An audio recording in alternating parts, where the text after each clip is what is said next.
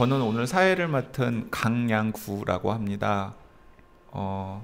프레시안이라는 매체에서 2003년부터 작년 초까지 과학기술, 환경, 보건의료 분야의 기사를 써왔고요. 지금은 이 코메디닷컴이라고 하는 건강, 의학, 바이오, 보건산업 분야의 전문지를 펴내고 있는 코리아 메디케어라는 곳에서 콘텐츠 본부장을 맡고 있습니다. 네. 그리고 오늘 이제 그 주인공이신 김병수 박사님은 지금은 성공회대학교 열림교육대학의 교수님으로 재직 중이시고요.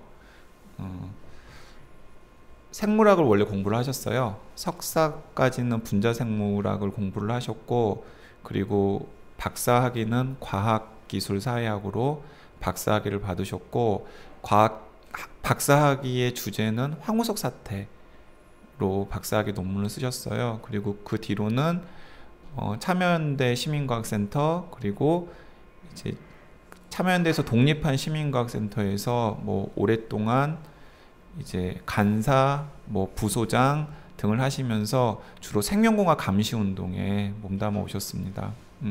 그리고 그 굉장히 중요한 역할을 하셨었는데 그 대중들에게 널리 알려지지 않았는데요. 그 지금으로부터 10년쯤 전에 2005년에 황우석 사태가 있었잖아요. 그때 이제 저도 이제 많은 기사를 썼었는데, 그때 황우석 사태 때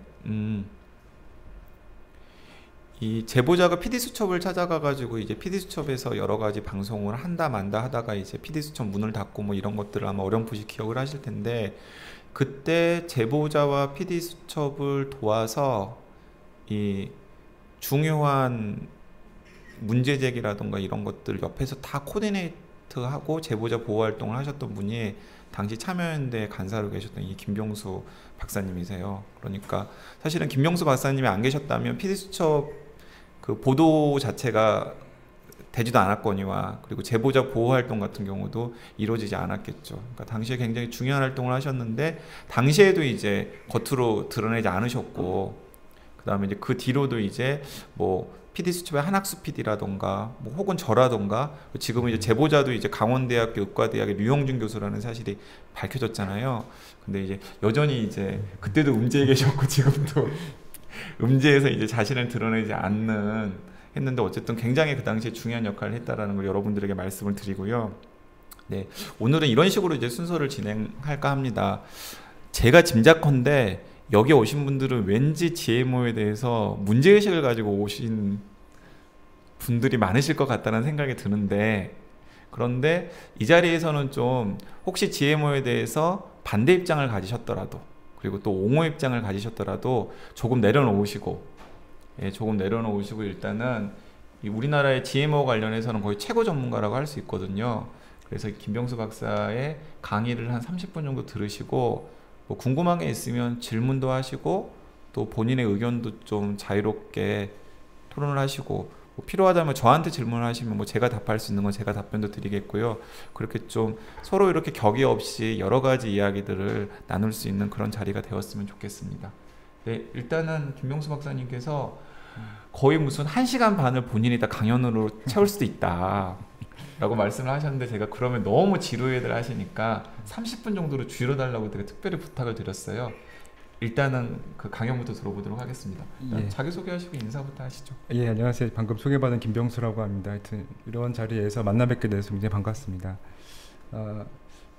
저는 한 30분 정도 말 그대로 이렇게 하려고 노력은 하겠는데, 혹시 늘어지게 되거나 이러면 옆에서 좀 잘라주세요. 그리고 추가적인 여기는 질문을 받게 되면 아니면 얘기할 때 다른 슬라이드를 제가 보여드리면서 말씀드리도록 하겠습니다. 제목도 보면 상당히 두루뭉술하죠. 넓어요. 그래서 저 얘기를 다 다룰 수는 없는 거고, 저 중에 일부만 제가 말씀을 드릴 거고, 그 다음에 그 중에서 이제 질문이 나오게 되면 더 깊게 얘기를 나누도록 하겠습니다. 제가 이제 이런 강연을 하게 되면 가장 많이 받는 질문이 그런 거죠. 그 GMO 먹어도 괜찮아요? 이런 질문이거든요. 그래서 사람에게 괜찮은지, 인체 위해성에 대해서 상당히 논란이 많고, 또 많은 분들이 이제 관심을 갖고 있는데, 사실은 잘 모르죠. 불확실해요.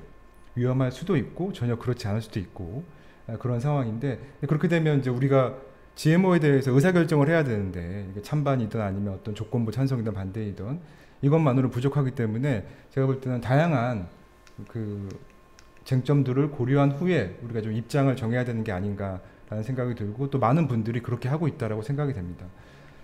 그 인체의 유해성 말고 중요한 쟁점들이 많이 있거든요. 지금 현황이 어떻게 되고 있는지 우선 좀 알아야 뭐 얘기를 할 수 있지 않겠습니까?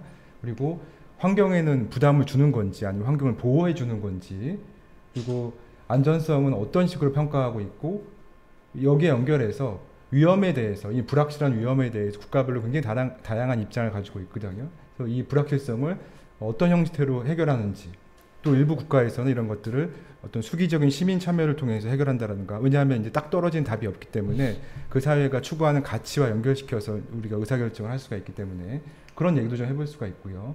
그 다음에 이런 GM 작물, 특히 GM 작물이 이제 확산되면서 누가 이익을 버는 건지, 몇몇 다국적 기업인 건지, 아니면 그걸 재배하는 농민인 건지, 아니면 그것을 이제 먹는 우리가 소비자인지, 이런 것도 한번 따져볼 필요가 있고, 그 다음에 이제 우리나라에 논란이 되는 표시제를 어떤 방식으로 해야 적절한 거냐, 뭐 최종 산물에 DNA가 있어야 표시를 해야 되는 건지, 아니면 원료를 GMO를 쓰면 표시를 해야 되는 건지, 이런 문제가 있을 수가 있고, 그 다음에 이제 여기와 연결되는 게 과연 그럼 우리가 지속 가능한 농업이 뭐냐, 또는 어떤 형태의 소비자 운동이 바람직한 건지, 다 이게 연결되어 있습니다. 그래서 이런 전체적인 얘기 속에서 우리가 GMO에 대해서 판단을 하는 게 이제 필요하다고 생각이 됩니다. 단순히 이게 안전하냐 위험하냐를 떠나서 큰 맥락 속에서 판단할 필요가 있다고 생각이 되고요.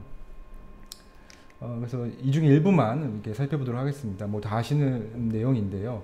우리가 GMO라고 했을 때 뭐 시민단체 같은 경우는 우리가 조작이라는 그런 표현을 좀 쓰죠. 그러니까 약간 좀 어감이 안 좋은 비판적인 부정적인 그런 의미이고, 정부에서는 이제 변형이라는 그런 표현을 많이 쓰고, 과학자들 입장에서는 형질 전환 이런 표현을 많이 씁니다. 그리고 또 한 가지는 우리가 주로 식물만 알고 있는데 사실은 식물 이외에도 굉장히 많거든요. 미생물도 많고, 또 최근에 미국에 논란이 된 어류라든가 곤충도 있고, 그다음에 우리가 실험실에서 쓰는 실험 동물들, 이런 동물들 중에서 이제 GM 동물들도 많이 있거든요. 그래서 이런 현황을 이해할 때도 좀 더 큰 틀에서 이해할 필요가 있습니다. 다른 표현으로 보면 우리가 이제 미생물도 있죠. 그래서 이제 의약품으로 쓰이는 그런 것도 있습니다. 예를 들면 인슐린이라든가 성장 호르몬이라든가 이런 부분들은 이제 변형된 효모라든가 미생물에서 우리가 얻게 되거든요.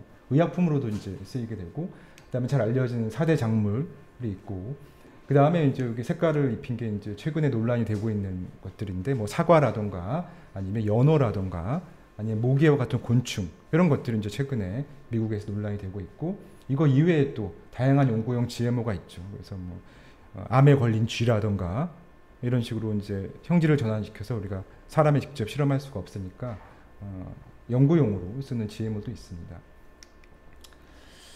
그래서 이제 이 광고나 여러 가지 홍보를 보면 굉장히 많은 그 형질의 어떤 GMO가 나올 거라고 예상을 했지만, 사실은 실제로 전 세계 거의 대부분이 두 가지라고 할 수가 있거든요. 하나는 이제 제초제를 뿌려도 죽지 않는 그런 작물이고, 또 하나는 이제 해충 저항성이 있어서 독성 성분이 있어서 해충이 이제 뭐 이파리나 옥수를 갉아먹으면 알아서 죽게 되는, 이 두 가지가 사실은 전체 GMO의 거의 대부분이라고 할 수가 있습니다. 이건 이제 몬산토가 파는 이제 GMO인데요. 예를 들면 라운드업 레지라는 자기네가 팔고 있는 그런 제초제에 죽지 않는 그런 옥수수라든가 이제 콩이라고 할 수가 있죠. 그래서 이제 이 회사 입장에서는 이제 씨앗과 그러니까 종자와 농약을 같이 패키지로 팔 수 있는 이제 그런 시스템이라고 할 수가 있습니다.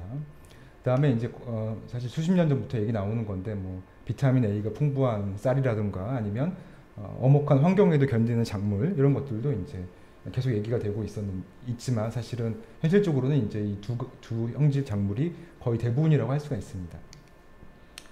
그리고 다 아시는 것처럼 이제 지금 GMO가 이제 어느 정도 상업화가 성공이 된 거는 1996년 몬산토가 이제 라운드업 레지라는 콩을 이제 시판하면서 현재까지 연결되어 오는 거고요.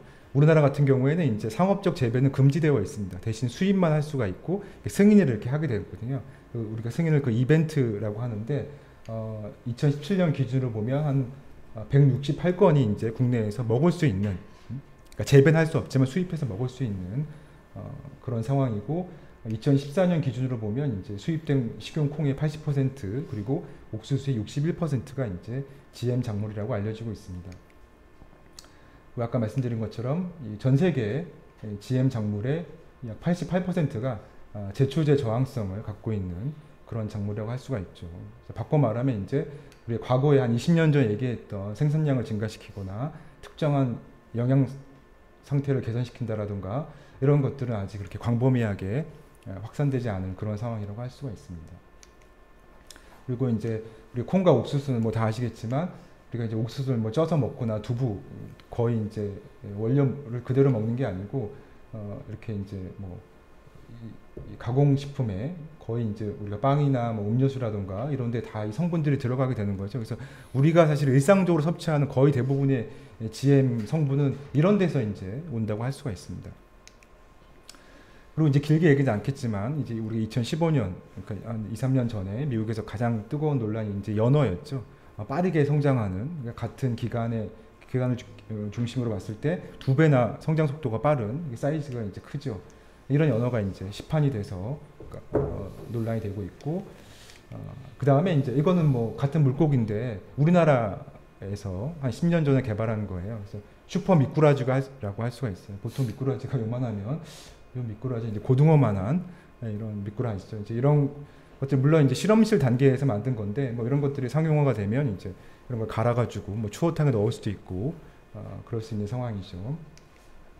그리고 이제 또 지금 핫하게 논란이 되는 게 사과인데요. 아시는 것처럼 우리가 사과를 이렇게 한 입 베어 물거나 자르고 시간이 좀 지나면 이제 갈색으로 변하게 되죠. 이런 걸 좀 지연시켜주는 형질 전환 이제 사과라고 할 수가 있습니다. 캐나다에 있는 회사가 개발을 했고 2015년에 승인을 받아서 지금 미국 내에서 우리가 판매가 되고 있는데요. 물론 이제 한국은 사과 자체 저런 프레시한 사과는 수입이 금지되어 있어서 저 사과를 뭐 당장 먹을 일은 없는데 중요한 거는 이제 우리가 사과 주스라던가 아니면 사과칩 이런 형태로 이제 살 수가 있는 거죠. 그러니까 며칠 전에 제가 검색을 해보니까 아마존에 이 GM 사과를 이렇게 팔고 있더라고요. 그러니까 레이블링을 하지 않고 표시를 하지 않고. 근데 뭐 제가 만약에 이제 아마존에 직구를 해서 이걸 수입해서 먹을 수도 있는 거죠. 이거 어떻게 보면 규제 이제 사각지대인데, 하여튼 지금 이제 사과 이런 것도 이제 시판이 되었고.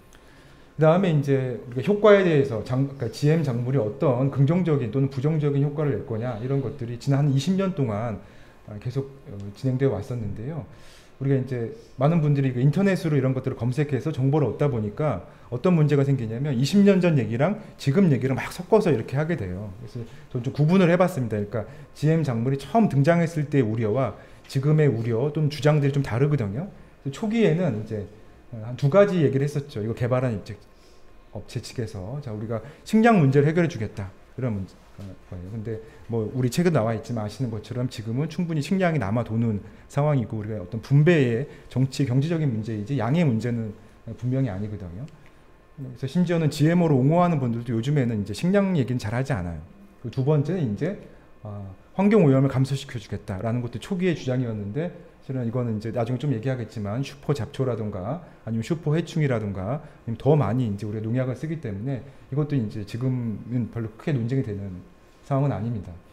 그리고 이제 최근에는 이제 이걸 적극적으로 옹호하는 입장에서는 어떤 주장을 주로 하냐면 양이 아니고 새로운 품종, 맛을 증진시킨다라가 아니면 특별한 영양 성분이 있다라든가 고부가가치 상품을 개발하겠다 이런 주장을 많이 하고 그 다음에 이제 우리가 기후 변화에 대응하겠다 언젠가 올 어떤 기후 변화에 대응하겠다 또는 우리가 국가 경쟁력 차원에서 연구는 좀 하고 있어야 되는 거 아니야? 라는 거죠. 언제 쓸지 모르겠지만 기술을 갖고 있어야 된다. 이런 주장들이 이제 적극적으로 옹호하는 측에서 하는 이제 얘기라고 할 수가 있습니다. 그리고 이제 인체 유해성에 관련돼서도 상당히 오래된 논쟁인데요. 뭐 98년부터 푸스타이 박사가 이제 뭐 GM 감자를 쥐한테 먹인 것부터 시작을 해서 2012년에 세라리니 박사의 그런 논문까지 이제 긴 논쟁의 역사를 갖고 있는데 이제 그 우려하는 사람들은 크게 세 가지 형태로 이제 몸에 영향을 주지 않을까 이런 거예요. 그러니까 외부에 삽입된 유전자 자체가 어떤 문제를 일으키지 않을까 또는 유전자가 삽입되면서 또는 잘라지면서 유전체 전체가 어떤 변형이 생겨서 뭔가 새로운 위험이 있지 않을까. 그다음에 세 번째는 제초제랑 패키지로 쓰는 그런 잔류 농약들, 이런 농약으로 인해서 왜냐면 GM 작물이 더 많이 이제 있기 때문에 그런 걸 통해서 건강에 문제가 있지 않을까. 예를 들면 뭐 장기간 섭취했을 때 알레르기라든가 아니면 위장 질환이 있다라든가 이런 주장들을 하게 돼요. 근데 이제 문제는 뭐냐면 어떤 과학자가 어떤 실험을 하게 돼서 예를 들면 뭐 쥐가 상태가 안 좋아졌다 그러면 거기에 대해서 어떤 과학자가 똑같이 실험을 재현해 보거나 아니면 구체적으로 반박하거나 이런 형태로 이루어지는 게 아니고 그 실험은 문제가 됐다. 문제가 있다.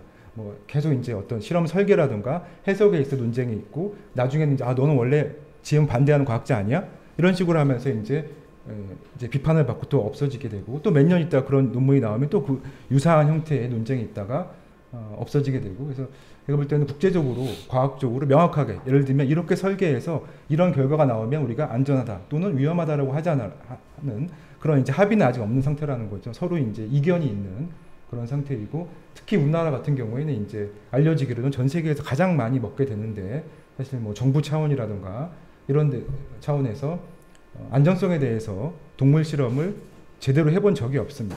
그러니까 이제 우리가 이 안정성 심사 서류 심사를 하고 있거든요. 업체가 제출한 걸 가지고 서류상으로 이제 몇 가지를 체크를 해서 이제 하게 되는데 그런 과정에 있어서 이제 예를 들면 소비자들이 좀 불신을 갖게 된다라든가 그런 측면이 있는 거죠. 그다음에 이제 환경에 관련된 거는 제가 볼 때는 환경에 상당히 부담을 주는 방식으로 작동을 할 거라고 보는데요. 아까 말한 것처럼 우리가 제초제를 뿌려도 죽지 않는 그런 이제 슈퍼 잡초라든가 슈퍼 해충이 나오게 되고 그 다음에 살충 성분이 있는 그런 GM 작물 같은 경우에는 이게 해충 특이적, 곤충 특이적인 게 아니거든요. 특정한 곤충에만 해를 주는 게 아니고 그 작물에 날라왔던 뭐 나비라든가 벌이라든가 아니면 심지어는 뿌리 근처에 박테리아라든가 아니면 여기 보면 뭐 곰팡이라든가 이런 그 유용한 생명체에도 영향을 미치게 돼요. 그래서 이제 이런 것들은 거의 뭐 네이처나 사이언스 같이 탑 저널에도 실릴 만큼 어느 정도 인정을 받고 있는 그런 상황인데요. 그러니까 생태계에 별로 도움을 주지 않은 방향으로 진행되고 있는 거는 어느 정도 인정할 수 있을 거라 생각이 됩니다. 자, 이게 이제 뭐 슈퍼 잡초의 모습을 보여주는 건데요. 그래서 이제 우리가 GM 작물이 등장하면서 거기에 비례해서 제초제를 뿌려도 죽지 않는 그런 잡초가 이제 증가하는 것을 볼 수가 있고요.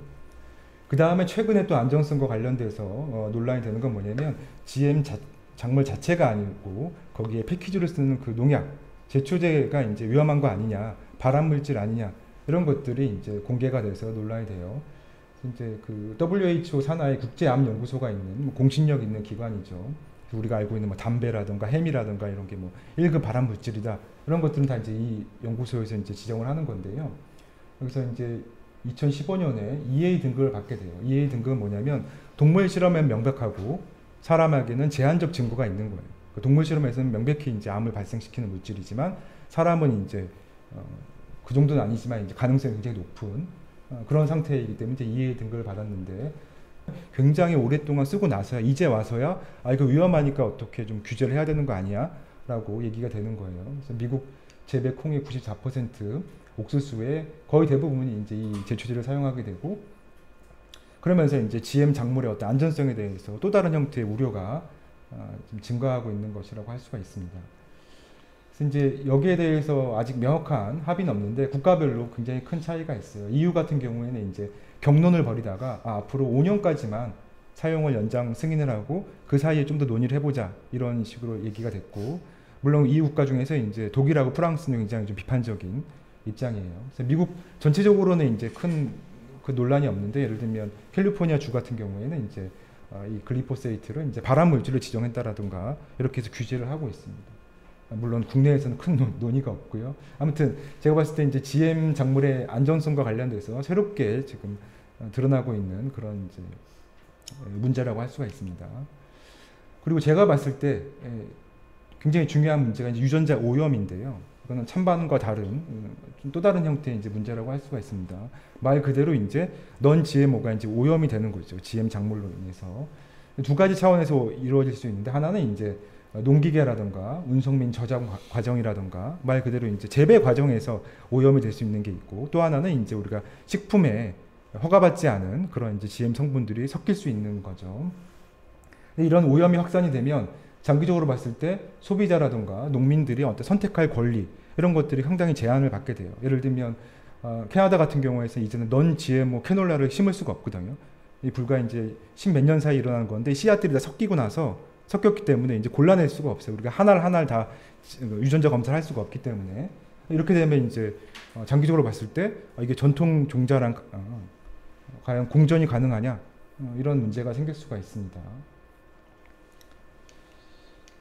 이제 국제적으로 보면 이 97년부터 2013년까지 이제 일부 NGO가 이제 이런 걸 조사를 했는데요.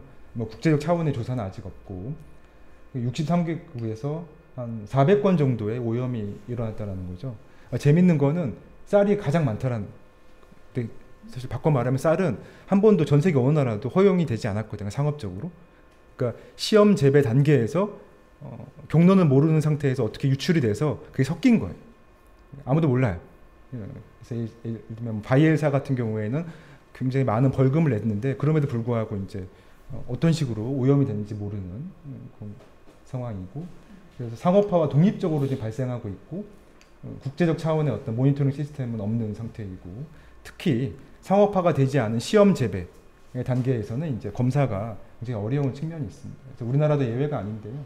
농진청 앞에 이렇게 GM 쌀을 시험 재배하고 있는데 당연히 근처에 있는 유기농을 그 쌀을 재배한 농민들 입장에서 상당히 우려가 되겠죠. 이런 것들이 이제 바람이라든가 새라든가 아니면 농기계라든가 아니면 농수로를 통해서 이렇게 섞일 수가 있기 때문에, 그래서 농민들한테 지금 일차적으로 가장 이제 우려스러운 건 이런 시험 재배 중인 GM 작물이 외부로 유출돼서 오염되는 그런 문제가 지금 제가 볼 때는 핵심적인 사안이라고 생각이 됩니다. 그리고 우리나라에서도 이제 벼나 고추나 콩이나 잔디나 굉장히 다양한 품목에 대해서 이제 개발을 2000년대 초반부터 지금까지 이제 해오고 있고요. 그리고 최근에는 이제 작년 사례인데요. 그러니까 유채꽃 축제장에서 승인받지 않은 그런 GM 캐놀라 유채가 이제 수입이 돼서 발견하고 다 이제 트랙터로 뒤집어 엎는 그런 이제 사진이라고 할 수가 있습니다. 그리고 이제 과거에는 이제 환경부 산하의 기관에서 오염을 이제 조사를 했거든요.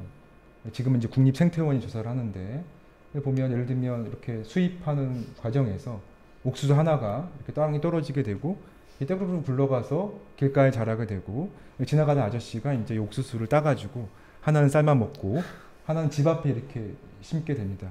이게 우리나라 실제 사진이에요. 그러면 이제 여기서는 GM 옥수수가 자라는 거죠. 법적으로는 금지되어 있는데 이런 식으로 이제 오염이 생길 수가 있고, 유채도 아마 꽤 많이 오염되었을 거라는 가정을 할 수가 있습니다. 조사를 해보면 전국적으로 이런 지점들이 이제 오염이 발견된 지점이라고 할 수가 있습니다. 근데 이제 문제가 뭐냐면 이게 제대로 과연 모니터링을 하고 있느냐 이런 거라는 거죠.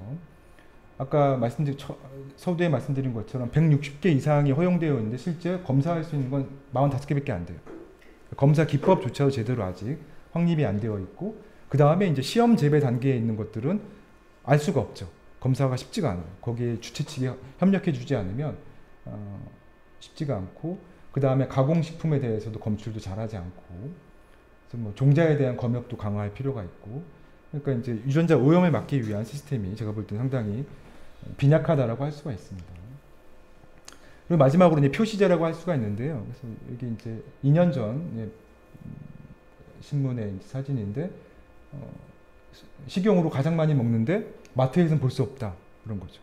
왜 못 볼까 그런 거예요. 예외 조항이 있기 때문에 그런데요. 예를 들면 우리나라 이제 작년에 개정이 됐는데 2001년에 만들어지고 두 가지가 이제 문제인데, 하나는 이제 언제 표시할 수 있느냐, 그러니까 최종 산물에 처음에 유전자 조작할 때 변형시켰을 때 썼던 DNA나 프로테인이 남아 있으면 쓰라는 거예요. 이런 조항이 하나 있고, 또 한 가지는 이제 3% 정도 섞이면 봐주겠다, 비의도적으로 그런 측면이 있고, 또 한 가지는 이제 우리가 뭐 기름이라든가 당류라든가 이런 것들은 고열로 압축해서 짜내기 때문에 DNA나 이제 프로테인이 남아있기 힘들거든요. 그러니까 이제 얘네 면제를 시켜주는 거죠. 이렇게 따지다 보니까 이제 실제로 마트에서 볼 수가 거의 없는 거죠. 왜? 이렇게 최종 산물에도 가공식품 예를 들면 그런데 원래 DNA나 단백질이 남아 있으면 쓰라고 하기 때문에. 그래서 다른 나라랑 비교해 보면 미국은 이제 아예 없었고요. 지금 만들고 있습니다. EU 같은 경우에는 원료를 GMO를 쓰면 반드시 표시를 해야 돼요. 모든 식품에 대해서. 근데 우리나라 같은 경우에는 최종 식품에서 GM 성분이 남아 있으면 쓰라는 거예요. 남아 있지 않을 수도 있고 있을 수도 있어요. 근데 이거를 다 일일이 검사할 수가 없기 때문에 그냥 남아 있지 않을 거라고 가정을 하면서 우리가 안 쓰는 거거든요. 그리고 이제 비의도적으로 섞이는 거를 이제 3%까지만 허용을 해주고 있어요. 미국은 지금 논쟁 중인데, 미국은 왜냐하면 이제 연방 차원의 규제가 전혀 없었는데 일부 주에서 선도적으로 굉장히 강화된 표시제를 법안을 통과시키니까 이제 연방 차원의 대응이 필요했던 거죠. 그래가지고 그 주 법을 이제 없애고 2018년까지, 그러니까 지금 올해까지 이제 정부 내에서 규정을 만들어서 표시를 하겠다. 근데 지금 논란이 되는 건 뭐냐면 표시를 어떻게 하냐라는 거죠. 심지어는 QR 코드로, 그러니까 이제 GMO가 있습니다가 아니고 QR 코드를 거기다 붙이고 원하는 사람 앱을 가지고 확인해서 확인해봐라. 그게 힘들면 전화번호를 적어놓고 전화해가지고 GMO인지 물어봐라, 이런 거예요. 그러니까 이제 미국의 시민단체가 봤을 때는 이거는 뭐냐 그런 거죠. 물론 원하면 이제 글자로 쓸 수도 있어요. 근데 이제 그 QR 코드 형태로 할 수도 있고, 이제 지금 논쟁 중인데요. 조만간 이제 결정이 될 것으로 보입니다. 그다음에 우리가 표시제와 관련해서 논란이 됐던 게 몇 년 전에 우리가 터키에서 한국산 라면을 이제 수입을 검역 과정에서 이제 폐기시킨 일이 있었잖아요. 그래서 우리는 거의 매일 먹는데 그 라면에서 GM 성분이 이제 발견이 돼서 그 논란이 됐는데, 그러니까 국가별로 굉장히 규정이 많이 다르다라는 것을 우리가 알 수가 있습니다. 이거는 이제 뭐 다른 얘기인데요. 그러니까 이제 해외에서 수입된 제가 먹었던 과자인데 이게 테이프가 이렇게 붙여져 있어요. 그래서 이게 뭐지 하고 떼어 보니까 뭐라고 써 있겠어요? 그렇죠. 그래서 넌 GMO 이렇게 써 있는 거죠. 그러니까 이제 심지어는 수입 식품조차도 우리가 이렇게 테이프를 붙여가지고 알지 못하게 하는, 그러니까 소비자들 입장에서는 굉장히 어떻게 보면 알 권리를 침해당하는 그런 측면이 있는 거죠. 그러니까 이런 걸 딱 보면서 바로 생각을 하겠죠. 그럼 내가 먹는 과자는 뭘로 만들어졌지? 이런 이제 의문이 소비자 입장에서는 들겠죠.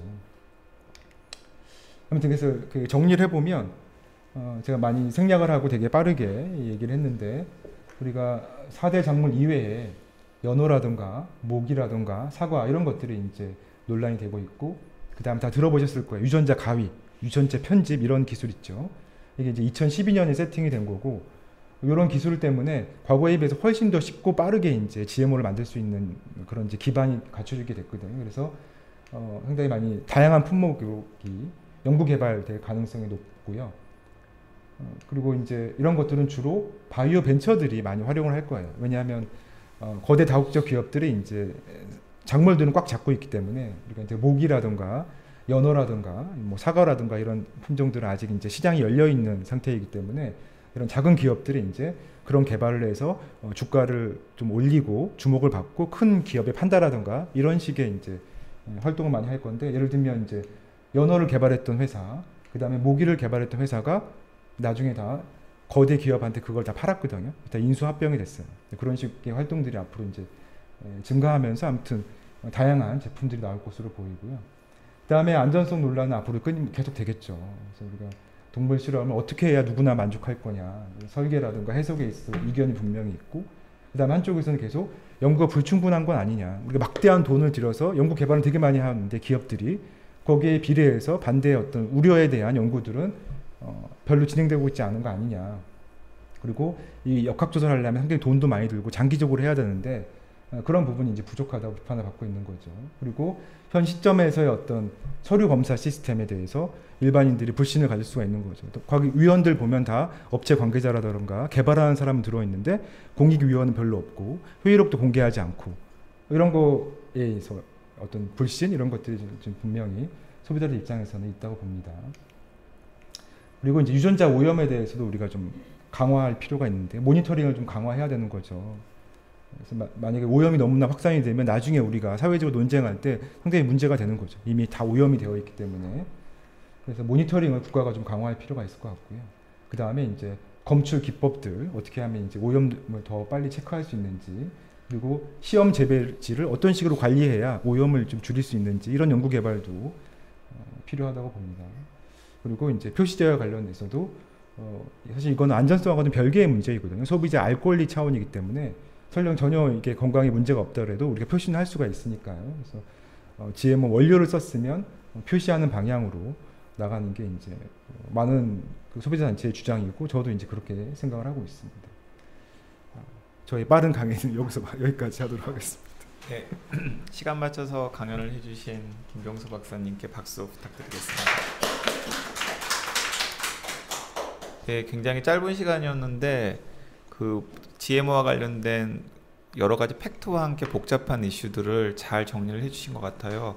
아마 GMO에 대해서 뭐 선지식이 있었던 분들도 새롭게 알게 된 사실도 있으실 테고, 그리고 약간 헷갈리셨던 분들은 어느 정도 정리가 되셨을 거라고 생각을 합니다. 근데 그럼에도 불구하고 이 슬라이드를 보고도 평소에 남은 의문들이 있으실 것도 같아요. 그래서 그냥 이렇게 부담 없이 궁금한 것이라던가 자기 의견들을 먼저 들어본 다음에 그 의견이나 질문들을 중심으로 해서 김병수 박사나 제가 이제 토크를 하는 시간을 가지면 좋을 것 같아요. 먼저 좀 아까 모기랑 연어도 뭐 연어는 큰 연어 조금 성장이 빠른 연어가 있었는데 모기 나방은 뭐에 쓰인? 그건 그건 제가 몰라서 궁금한 점이. 뭐 설명을 해드릴까요? 네. 저 이제 모기 같은 경우에는 우리가 모기 매개의 질병들이 있지 않겠습니까? 근데 말라리아 같은. 근데 과거에는 우리가 살충제를 써서 그런 것들을 제거를 했었는데 살충제가 이제 독한 걸 쓸 수도 없고 살충제 효과가 제한적이에요. 한 30% 정도로 알려지고 있는데 그래서 모기를 그러니까 말라리아나 댕기열이나 이런 질병들을 매개하는 모기의 개체수를 줄일 수 있는 방법이 뭐가 있을까 해서 GM 모기를 이제 만들게 된 거예요. 그러니까 수컷 GM 모기가 방출이 돼서 말라리아 갖고 있는 암컷 모기와 이제 교배를 해서 알이 나고 유충이 되면 얘가 이제 이론적으로는 자연 상태에서는 죽게 되는 거죠. 그러면서 전반적으로 이제 개체수가 좀 줄면 우리가 질병을 퇴치하는 데 도움이 되지 않을까 그런 이제 관점에서 개발이 되고 있습니다. 이게 이제 왜 중요한 이슈가 되냐면은 이제 기존에는 이제 가장 초기의 살충제 형태는 DDT였잖아요. 근데 이제 DDT는 지금 굉장히 부정적으로 인식을 하고 있잖아요. 그 뒤로 여러 가지 이제 살충제들이 업그레이드가 되었는데 처음에는 효과가 있다가 어느 정도 시간이 지나면은 효과가 없어지는 거예요. 왜 그럴까요? 모기가 그 살충제에 대해서 무엇이 생기기 때문에? 내성이 생기기 때문에. 그래서 살충제 효과가 계속 제한적인데 그러다 보니까 계속 독한 살충제를 만들다 보니까 결국에는 침묵의 봄 같은 일이 생긴 거잖아요. 그렇기 때문에 과학자들이 말라리아가 지금 굉장히 말라리아를 비롯한 모기가 이렇게 매개하는 질병들이 전 세계적으로 굉장히 심각한 문제를 일으키고 있거든요. 지구온난화 이슈랑 이제 맞물려 가지고 계속 확산이 되고 있는 상황이에요. 그래서 과학자들이 이 모기를 퇴치할 수 있는 근원적인 방법은 무엇일까를 고민을 하다 보니까 유전자 조작 모기를 만들어서 자연계에 방출을 한 다음에 저런 식으로 도태를 시킬 수 있다면은 이 말라리아 같은 질병을 매개하는 모기의 수를 조절할 수 있지 않을까라는 생각을 가지게 되는 거죠. 여기 보면 제가 말씀드리면 여기 이제 플로리다 맨 끝에 키 웨스트라고 여기에서 이제 주민 투표를 했는데 거기서 이제 문제가 생겨서 여기서 이제 할 수가 없게 된 거죠. 왜냐하면 이제 이 회사 입장에서는 과거에는 브라질이라던가 말레이시아라던가 제3세계에 주로 했었어요. 제3세계에 실험하는 것과 유포를 한 적은 있었죠. 그렇죠. 한 것과 선진국에서 하는 건 다르죠. 기업의 이미지 입장에서, 기업의 입장에서. 그래서 플로리다 맨 끝에서 이제 FDA 승인도 받고 근데 주민 투표에서 부결이 돼서 여기서 못 하게 됐어요. 그래서 요즘에 어디를 지금 뚫고 있냐면 텍사스. 보수적인 그래서 텍사스에 계속 이제 거기다가 이제 우리가 모기를 좀 방출하겠다. 그러니까 이제 국경을 맞대고 있잖아요. 그래서 이 회사는 지금 텍사스를 열심히 이제 공략하고 있습니다. 네, 김병수 박사님이 방금 말씀을 하셨는데 자연계에 실제로 이게 유포를 한 적이 있어요. 그래가지고 그 결과가 어떻게 될지에 대해서 지금 많은 과학자들이나 혹은 이제 뭐 생태 환경을 걱정하는 사람들이 불안해하고 있는 거죠.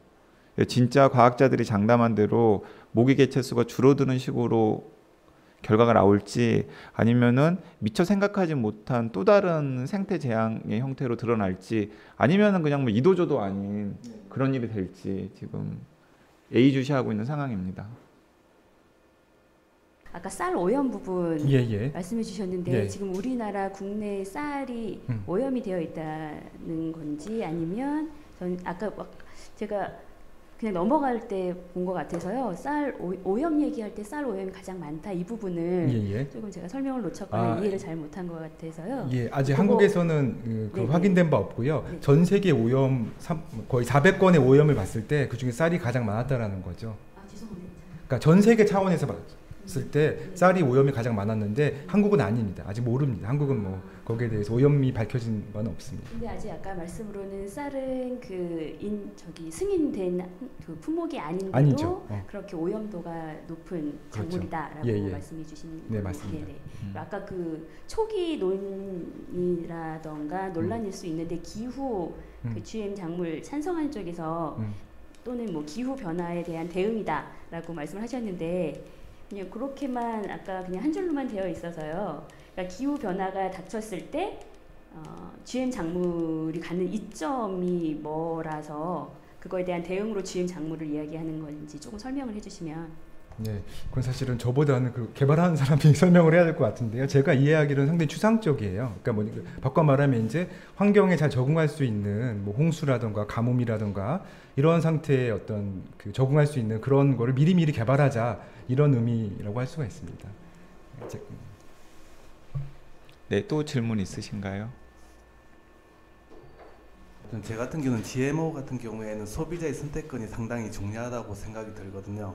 뭐 하여튼 오염이 된다 하더라도 어쨌든 먹는 음식에 대해서 과연 원료가 사용되었는지 아닌지를 판단해서 먹는 게 상당히 중요할 것 같은데 혹시 현재 우리나라 정부에서 아까처럼 원료보다는 남아있는 뭐 검사 결과나 그런 부분에 따라서 표시 여부를 하고 있다고 말씀을 하셨습니다. 그러면 현재 우리나라 분명히 그런 부분은 산업계와 연관이 많이 되어 있겠지만 현재 정부 쪽에서 그런 변화의 조짐이 있는지 하나 하고요. 그 다음 하나는 이제 GMO라는 게 아직 유해성 여부는 판단되지 않았지만 직접적인 섭취도 문제가 될 수 있겠지만 GMO 옥수수나 그런 부분으로 그 키워진 소 그런 제2차적인 섭취도 분명히 문제가 될 여지가 있다고 생각이 되는데 혹시 거기에 대해서는 어떻게 생각을 하시는지 궁금합니다. 우선 변화의 조짐을 얘기하셨는데요. 그러니까 우리나라가 굉장히 빨리 표시지를 만들었어요. 2001년인 거죠. 17년 전에 만들었어요. 근데 만들긴 했는데 이제 애매한 형태를 만든 거죠. 그러니까 표시지는 있지만 예외 조항이 많아서 시장에서 볼 수가 없는. 그래서 그 이후에 계속 꾸준히 여기저기서 논의가 있었고 심지어는 뭐 식약처에서도 한 2008년쯤에는 우리가 좀 이건 유명무실하다 제대로 하자라는 움직임을 보이기까지도 했어요. 물론 이제 다른 부처나 이렇게 공격을 받아서 흐지부지 됐고 그 다음에 이제 지금 대통령께서 이제 후보일 때 몇몇 단체들이 질의를 한 적이 있어요. 이 사안에 대해서 거기에 대해서 이제 뭐 급식에 있어서 넌 GMO 쓰겠다라던가 아니면 표시제를 강화하겠다 이런 정도만 얘기를 했지 구체적으로는 이제 언급하지 않았거든요. 그리고 최근에 청와대 청원이 이제 20만 건이 넘었습니다. 그래서 완전 표시제를 해야 된다. 거기에 대해서 지금 답변을 준비하고 있는 것으로 알고 있는데요. 어떻게 될지는 좀 두고 봐야 돼요. 왜냐하면 이게 산업계 이해관계도 있고 식품업계 이해관계도 있고 또 어떻게 보면 물가랑도 연동이 약간 가격이 오를 수 있는 측면도 있을 수 있거든요. 그러니까 복합적으로 고려하다 보니까 결과가 어떻게 나올지는 좀 두고 봐야 될 것 같고요.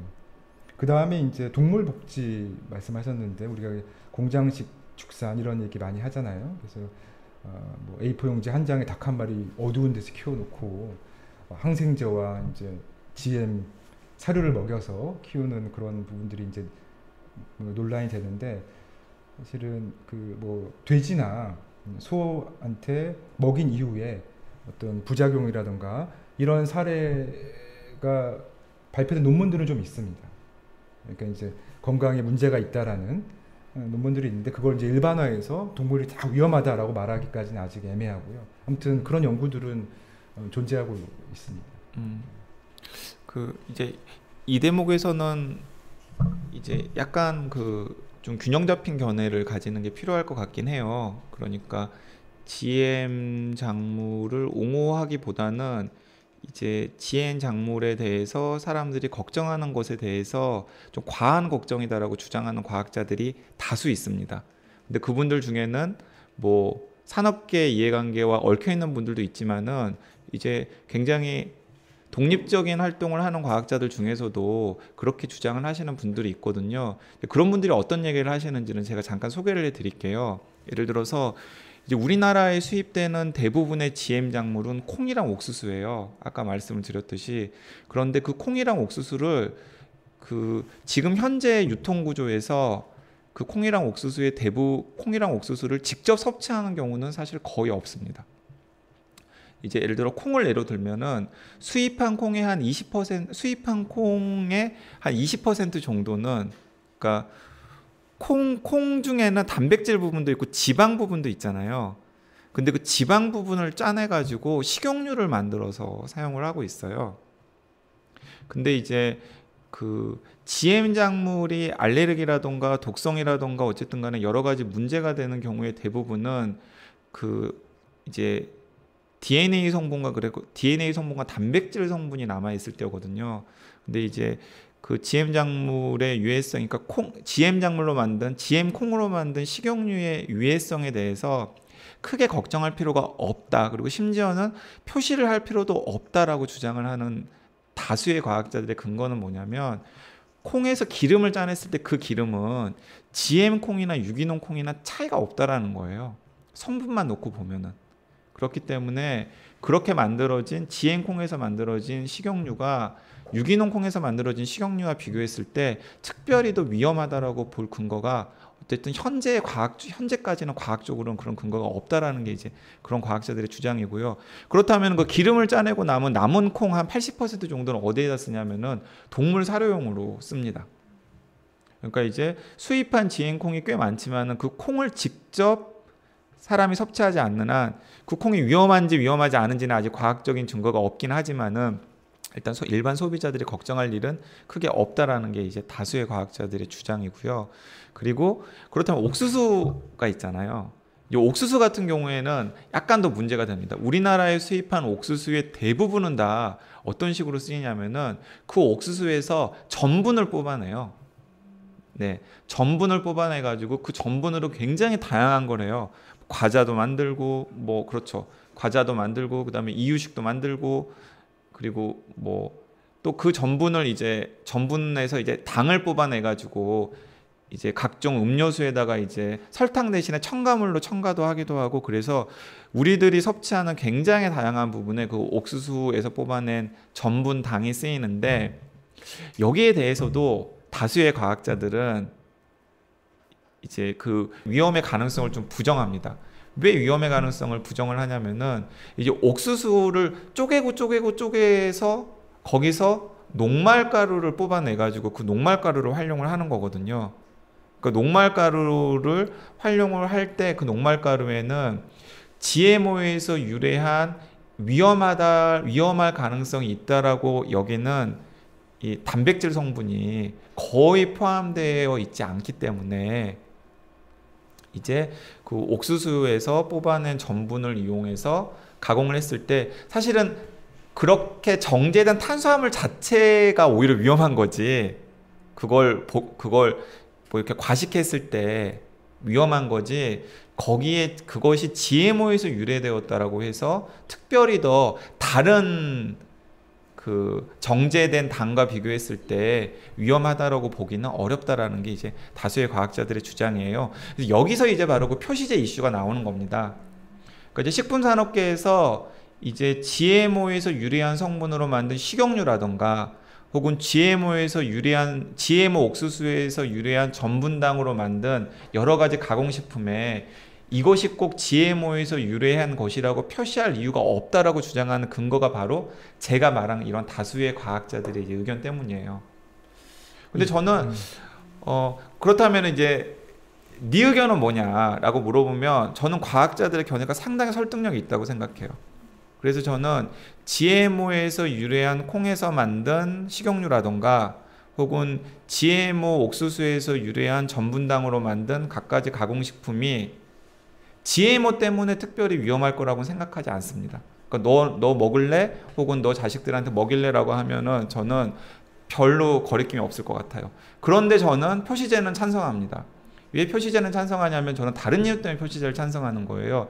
그것이 위험하냐 위험하지 않느냐 이슈가 아니라 그것이 GMO에서 유래했다라면은 그 GMO 재배와 관련된 다양한 이슈들이 있잖아요. 그걸 저희 김병수 박사님께서 이 프레젠테이션으로 잘 정리를 해주셨는데 뭐 환경 위해성이라던가 저는 여기서는 이제 강조가 되지 않았지만 뭐 종자의 소유권 문제라던가 아니면은 이제 GMO가 초래하는 여러 가지 사회경제 문화적인 여러 가지 문제들이 있을 수 있거든요. 그렇기 때문에 저는 최소한 그런 GMO의 문제를 인식하고 있는 소비자들이 나는 GMO에서 유래한 가공식품이 특별히 인체에 위해하지 않는다고 하더라도 나는 GMO를 반대하기 때문에 나는 이걸 사 먹지 않을래 라고 얘기할 수 있는 권리는 충분히 있다라고 생각하고 그렇기 때문에 이제 GMO 안전 표시제를 저는 찬성하는 편입니다. 예, 거기에 대해서 저도 약간 얘기를 하자면 그러니까 입장이 비슷하지만 살짝 다른 측면이 있는데 그렇다고 해서 뭐 제가 그 유래 성분이 위험하다 이런 얘기를 하는 건 아니고요. 근데 그게 바로 이제 이런 불확실한 거를 이제 어떻게 관리할 거냐 이런 측면이랑 얘기가 되는 건데 지금 강영구 기자님이 말한 건 이제 우리가 실질적 동등성이라는 그런 개념이잖아요. GM 콩과 기냥 콩을 다 이제 성분을 분석해 봤더니 똑같은데 특별히 우리가 알려진 지금 알고 있는 새로운 알레르기 유발 물질도 없고 알고 있는 독성 물질도 없는데 굳이 여기에 대해서 검사를 하고 표시를 하고 안정성 검사를 하는 건 사실은 이제 시간 낭비이고 불필요한 규제라고 생각을 하는 거죠. 그래서 표시제도 반대하고 GMO는 이제 안전한 식품이라는 거예요. 근데 반면에 유럽의 많은 국가들이 채택하고 있는 EU가 채택하고 있는 이런 완전 표시제 원료로서 무조건 쓰는 거잖아요. 그러니까 이 새로운 과학 기술을 바라보는 관점이 매우 다른 거죠. 그러니까 얘네 같은 경우에는 어떻게 보면 사전 예방의 원칙 이런 그러니까 우리가 뭘 모르는 뭔가가 있을 수 있다라는 거죠. 우리가 이제 어떻게 표현을 해야 되나 이게 이제 뭐 탈정상 과학의 어떤 국면일 수도 있고, 그러니까 우리가 뭘 모르는지 모르고 있는 상태가 있을 수 있다라는 거예요. 바꿔 말하면 안전하다는 결과가 나올 때까지는 위험할 수도 있는 거죠. 근데 의에서 실질적 동등성에서 말하는 건 뭐냐면 지금까지 위험한 결과가 없다는 거 아니에요. 내가 많이 먹어보니까 연구 논문 보니까 위험한 결과가 없어 이런 얘기를 하는 거고, 반대로 이제 사전 예방의 원칙을 좀 강조하는 입장에서는 역으로 안전하다는 결과도 아직 없다라는 거예요. 그렇기 때문에 거기에 대해서 어떻게 대처할 거냐 그건 국가별로 상의한 거죠. 유럽처럼 완전 표시제를 한다라던가 우리나라 같은 경우는 일부 지금 지자체에서 학교 급식에서 넌 GMO 식용유라던가 간장이라든가 고추장이라 이런 걸 안 쓰는 방식으로 나가고 있거든요. 근데 그거는 이제 그 사회가 또는 그 집단이 이 불확실한 상황을 이제 어떻게 대응할 거냐 중에 하나의 옵션이라고 할 수가 있습니다. 저는 뭐 지금까지 명백히 위험한 증거는 없지만 그렇다고 해서 이게 앞으로도 전혀 문제가 없을 거라고 장담할 수는 없다고 생각을 합니다.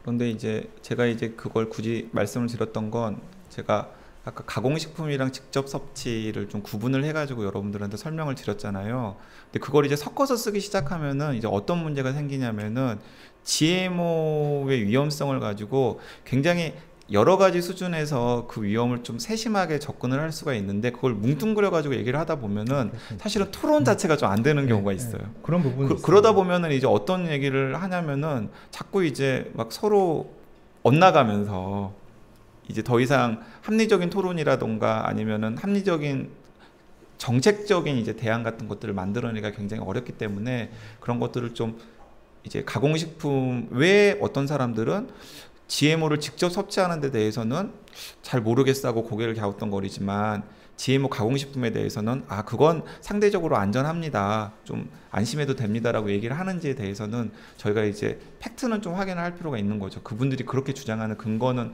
확인할 필요가 있다라는 겁니다. 이제 그런 것들을 이제 다 뭉뚱그려서 얘기하기 시작하면은 토론 자체가 이제 안 되고 그러다 보면은 이제 과학자들은 저 비과학적인 사람들 이런 식으로 얘기를 하고 이 사람들은 이제 또 시민들 같은 경우는 이제 저 다국적 기업에 매수된 과학자들 몬산토 장학생 아니야? 뭐 이런 식으로 이제 얘기가 되면은 사실은 더 이상 토론이 안 되는 거죠. 뭐 그런 부분 동의합니다. 충분히 동의하고요. 그 다음에 우리가 표시제와 관련돼서 좀 더 생각을 해봐야 될 게 뭐 여기 계신 대부분의 사람들이 위험성 여부를 떠나서 표시제는 해야 되는 거 아니에요? 완전 표시제를 그렇게 생각하는데 지금 표시제가 끝이냐 이런 거죠. 그러니까 이제 이거 좀 다른 문제인데, 그러니까 표시제를 딱 해놓고 소비자들한테 알아서 사 먹어라고 하면 어떤 문제가 생기겠어요? 접근권에 문제가 생기는 거잖아요. 가격이 좀 비쌀 수도 있고, 그러면 어떤 분들은 그런 것만 골라서 먹을 수 있고, 어떤 분들은 경제력이라던가 상황이 안 돼서 먹지 못할 수 있는 상황이 되고, 그런 문제가 분명히 좀 생기거든요. 그래서 표시되는 게 필요 조건이고 동시에 아까 지금 우리가 얘기했던 것처럼 GMO의 어떤 전반적인 얘기들이 사회적으로 충분히 논의가 돼야 일반인들이 정보도 좀 얻고 그 과정에서 이제 선택할 때 참고를 하겠죠. 그래서 POC도 중요하지만 이것만 딱 도입된다고 해서 이 문제가 해결되는 건 저는 아니라고 생각이 되고요. 미국이 사실은 이제 그런 측면이 강화가 되어 있는데 POC는 없지만 마음대로 골라 먹을 수 있도록 시스템을 굉장히 잘 만들어 놓은 거거든요.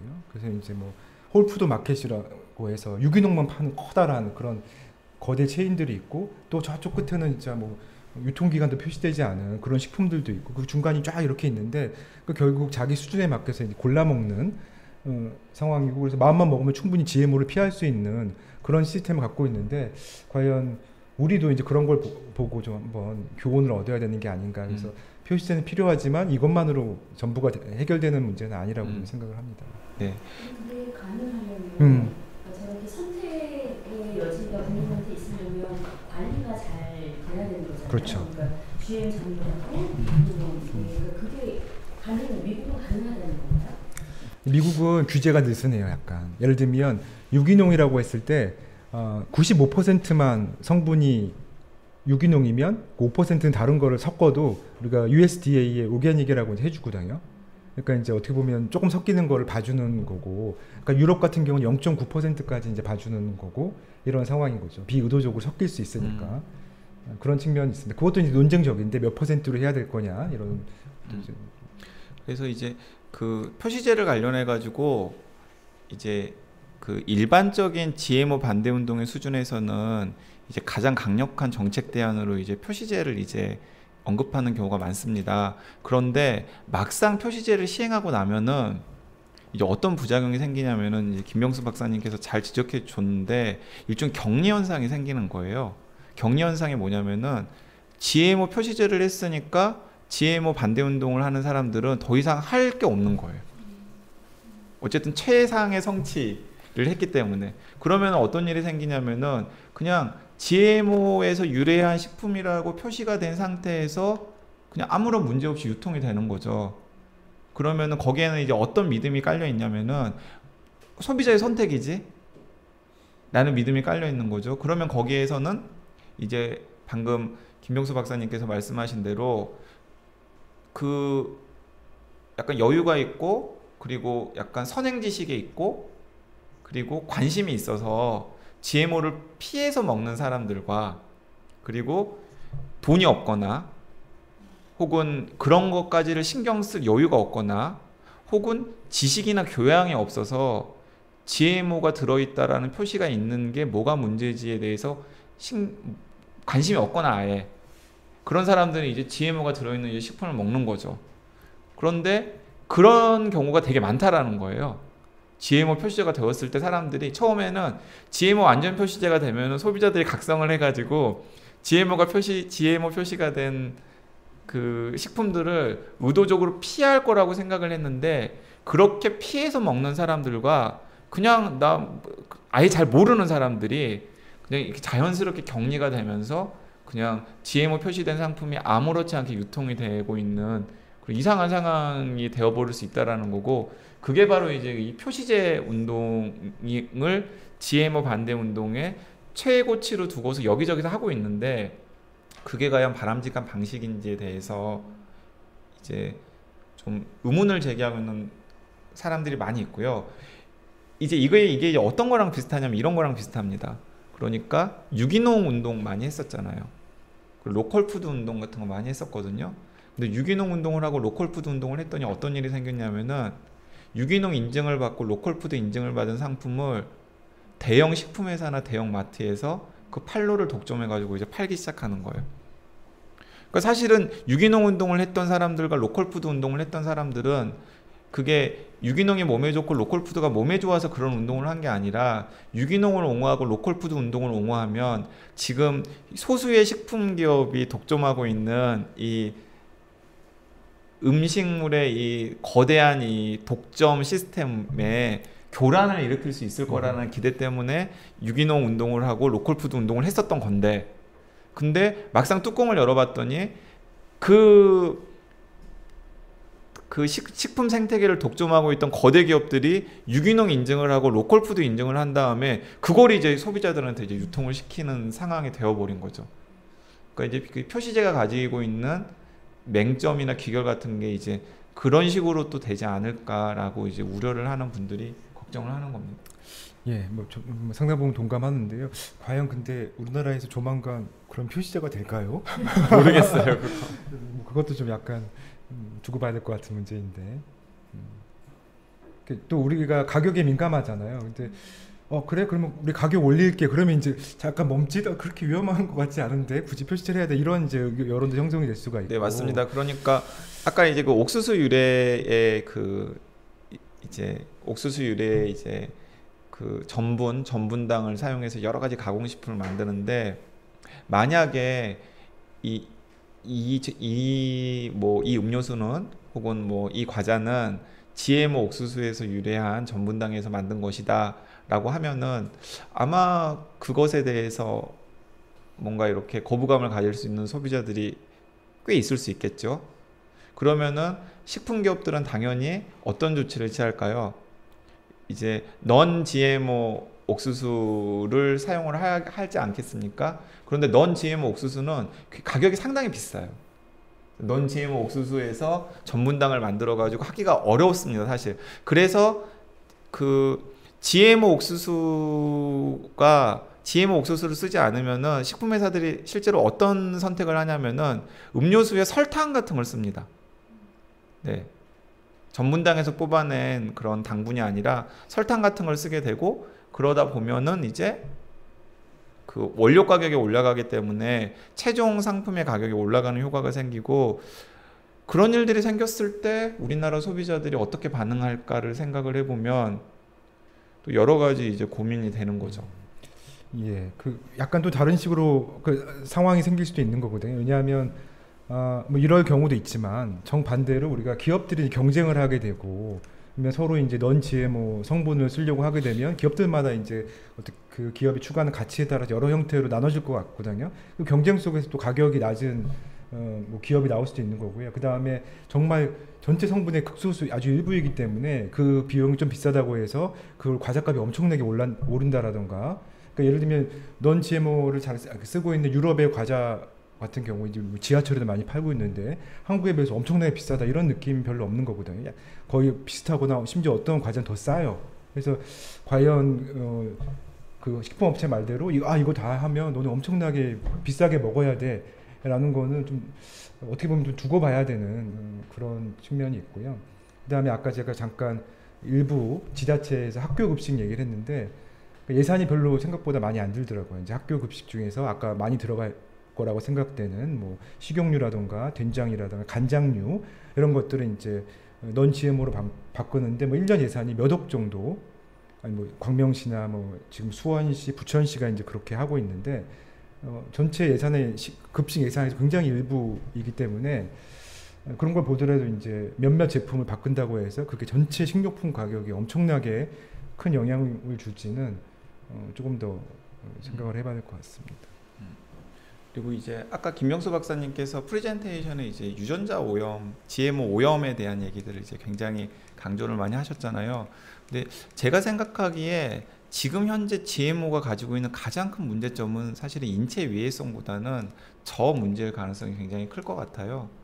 그러니까 GMO 작물을 굉장히 광범위하게 여기저기서 재배를 하고 있고, 그 GMO 작물에서 유래한 이제 여러 가지 유전자라던가 아니면은 그 GM 작물 자체가 이제 토종 작물을 굉장히 여러 가지 형태로 오염을 시켜서 사실은 GM 작물과 토종 작물의 구분 자체가 의미가 없어지는 그런 상황들을 계속 가속화하고 있고, 그것은 정말 여러 가지 문제들을 낳을 가능성이 클 것 같아요.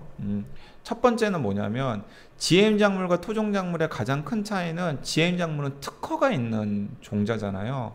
그렇기 때문에 GM 작물을 재배를 하는 농민들 같은 경우에는 거의 매년 이 몬센토, 지금은 이제 바이엘에 합병이 됐는데 이제 몬센토 같은 회사에게 종자를 돈을 주고 사야 돼요. 근데 한 우리나라만 하더라도 한 20년, 30년 전에 농민들 같은 경우에는 내가 땅에 농사 짓는 종자들을 돈을 주고 산다라는 건 생각도 못했을 것 아니에요. 예, 그러니까 뭔가 어떤 작물을 먹을 거리를 생산하는 것에 대한 그 유례의 소유권이 이제 거대 기업에게 넘어가는 굉장히 큰 변화를 이 GMO가 가속할 수 있는 거죠.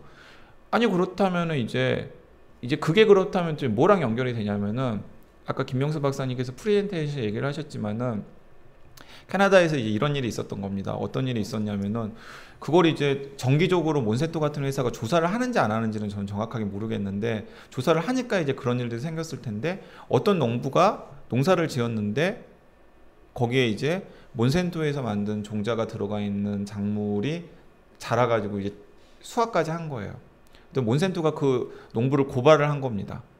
이제 무단으로 우리 종자를 무단으로 사용했다고. 그러니까 이제 이 농부는 내가 무단으로 사용한 게 아니라 그냥 우리 땅에서 자란 걸 내가 그냥 쓴 것뿐인데 이게 내가 왜 너희 걸 훔친 거냐. 나는 그런 걸 의도하지도 않았거니와 그렇다면은 너희들이 온 게 문제인 거지. 그렇죠. 내가 키우고 있는 토종 작물에 대해서 너희들이 이렇게 오염을 시켜가지고 그게 내 땅에서 자란 게 문제인 거지. 그걸 내가 왜 훔쳤다고 규정을 받아서 돈값 손해배상까지 해줘야 되냐라고 하면서 소송을 했는데 결국에는 소송은 그 기업이 이겼어요. 그래가지고 상당히 많은 돈을 이제 그 농민이 배상을 해줘야 되는 상황이 되었습니다. 그리고 이제 더 연장선상에서는 약간 심각한 이제 그 문제가 될 수도 있는데 심각한 문제를 또 나올 수도 있는데 그 유전자 조작된 유전자 변형된 작물들은 대개는 유전 형질이 비슷비슷해요. 막 되게 특허가 막 굉장히 많은 게 아니거든요. 비슷비슷합니다. 그러다 보면은 유전자 변형된 작물들이 뭐 토종 작물까지 오염을 시켜가지고 이제 전 세계 지배적인 작물이 되면은 어떤 위험이 생길 수 있냐면은 예를 들어서 만약에 이런 병충해가 있을 수 있잖아요. 그 특정한 유전자를 가지고 있는 유전자 변형된 작물에 굉장히 해를 끼치는 병충해가 나올 수 있잖아요. 근데 과거에 유전자 작물이 없을 때는 지역마다 또 나라마다 똑같은 작물이지만은 유전자들이 달랐기 때문에 예를 들어서 어떤 유전자를 가지고 있는 특정 작물에 대해서 해를 끼치는 병충해가 다른 나라를 가더라도 그 다른 나라의 토종 작물에 대해서는 별로 큰 해를 끼치지 않는 그런 경우가 많이 있었잖아요.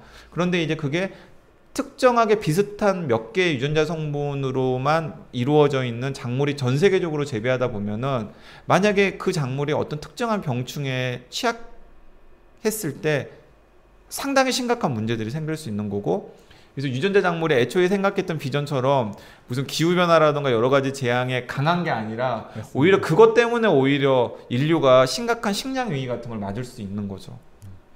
중요한 지적을 하신 것 같습니다. 네. 이제 어떤 특허 문제가 있고 그다음에 생물 다양성을 감소시켜서 앞으로 어떻게 변할지 모르는 이런 불확실한 상황을 오히려 더 그런 상황에 대비하려면 다양한 품종이 있어야 되는 거잖아요.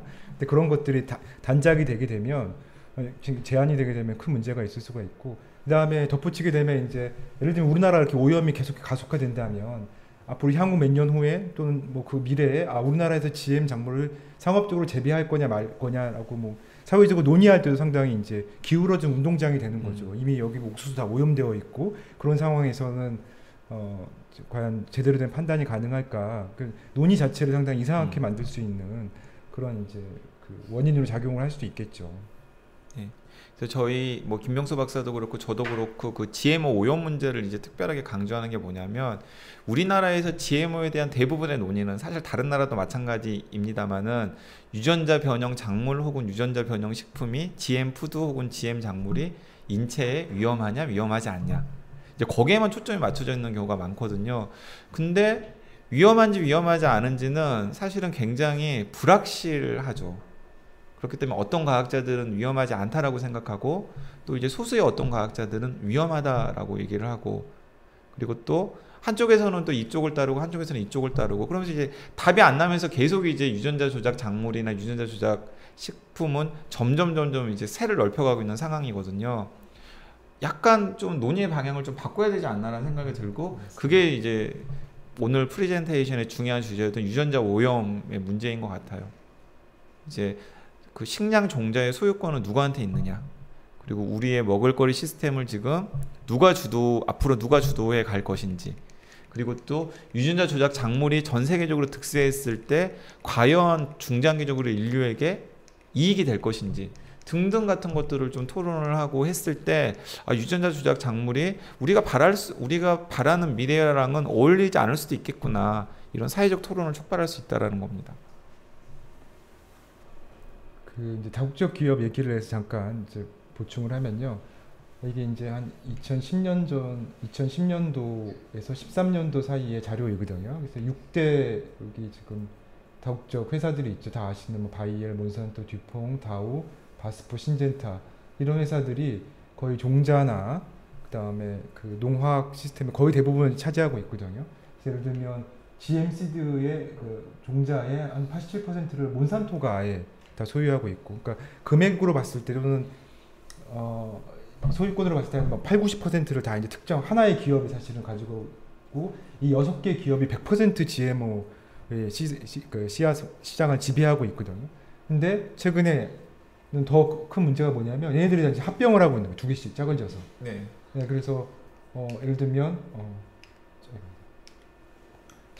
그 중국의 이제 회사와 신잔테가 합치게 되고 다우랑 두퐁이 합병을 했죠. 그리고 지금 바이에라가 몬산토가 합병을 선언을 해서 이제 지금 그 심의를 받고 있는데, 그렇게 되면 어떻게 되냐면 이 몬산토부터 이렇게 갖고 있는데 나중에 내년부터는 이제 이런 형태가 되겠죠. 그래서 한 3개의 거대한 다국적 농화학 기업들이 그 화학물질뿐만 아니라 이제 종자까지 다 지배해버리는 그런 상황이 되면 이제 선택권은 더 좁아지게 되고, 그래서 유럽의 많은 단체들은 이런 합병에 반대하는 운동, 그 다음에 이 합병이 가져올 농업 시스템, 식품 시스템 전반의 어떤 위험성, 이런 얘기들을 요즘에 많이 하고 있습니다.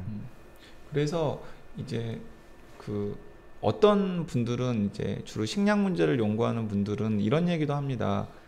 그러니까 GMO를 옹호하시는 분들이, 특히 이제 과학자들이 이런 얘기 굉장히 많이 해요. 아까 기후변화 얘기 잠깐 하셨잖아요. 기후변화 시대가 오면 되게 열악한 그런 척박한 기후에서도 자랄 수 있는 식량이 꼭 필요할 테고, 그런 식량을 생산하려면 GMO 연구가 필수 불가결하다, 이런 주장들을 굉장히 많이 하고, 또 그런 주장들을 하면은 뭔가 그럴듯해 보이잖아요.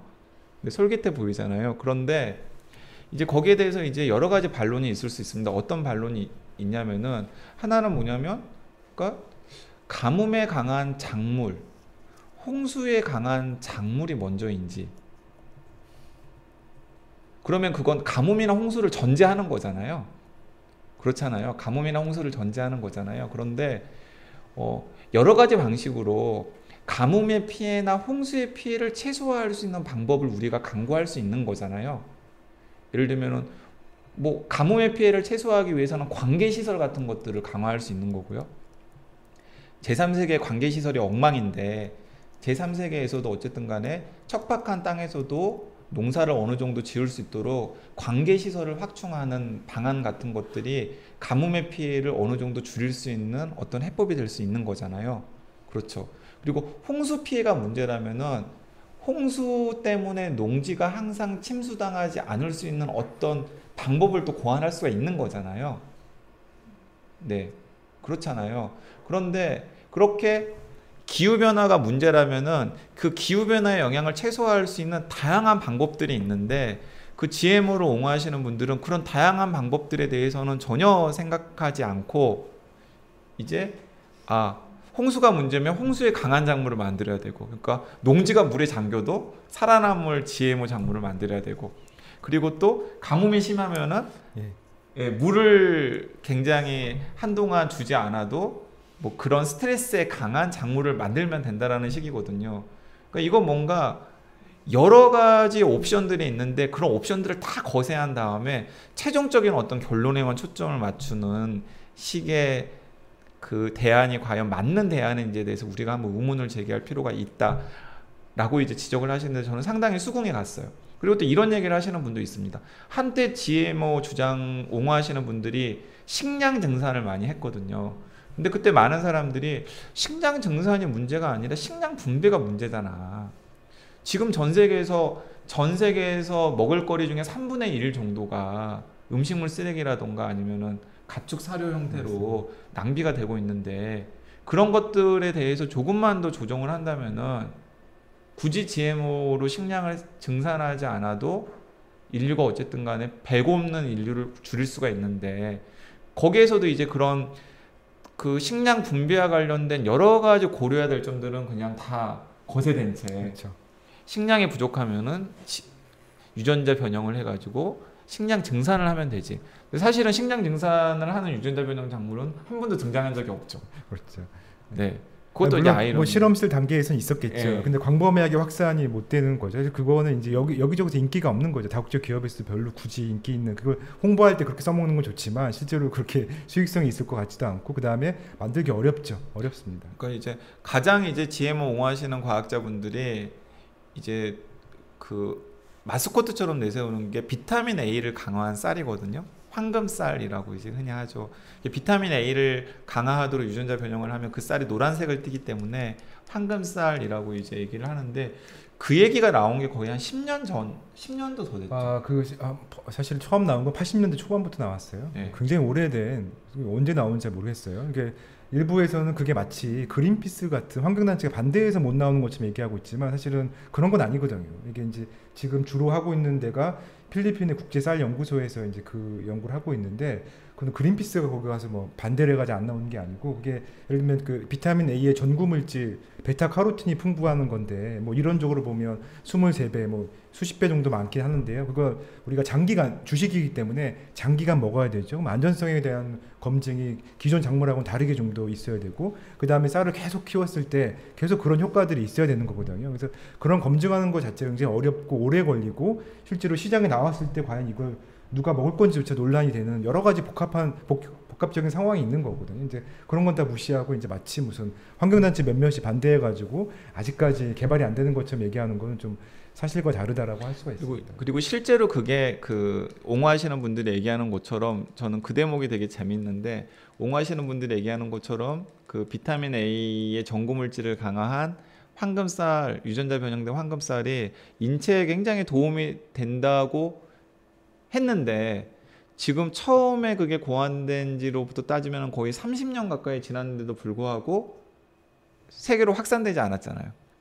그런데 왜 그런 건 세계로 확산되지 않고 이제 20년 전에 만들어진, 아까 얘기했지만은 제초제를 막 뿌려도 패키지화 되어가지고 죽지 않는 제초제 내성을 가지고 있는 콩이라든가 다른 작물들은 이토록 확산이 되었는지를 따지면은 유전자 변형 작물을 추진하는 기업들의 욕망이 진짜 정확하게 무엇인지를 지난 20년, 30년 동안 저희가 생생히 목격하고 확인을 하지 않았나 하는 생각이 든다는 겁니다. 그렇죠. 그리고 또 연결되는 얘기인데, 일반 소비자들이 이제 어떤 GMO를 평가할 때 제가 첫 번째 슬라이드에서 보여준 것처럼 다양한 쟁점들을 고려하게 되잖아요.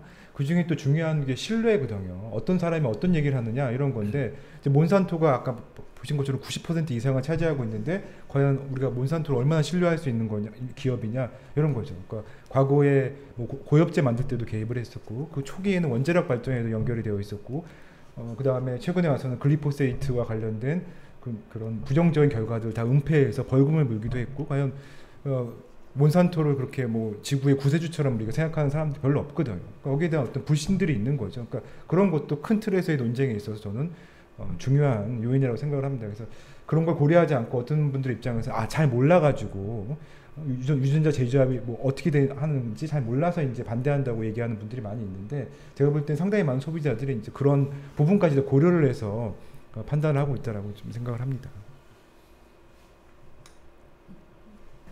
예, 저는 그 중학생하고 초등학생 아들 둘 키우고 있는 아줌마인데요.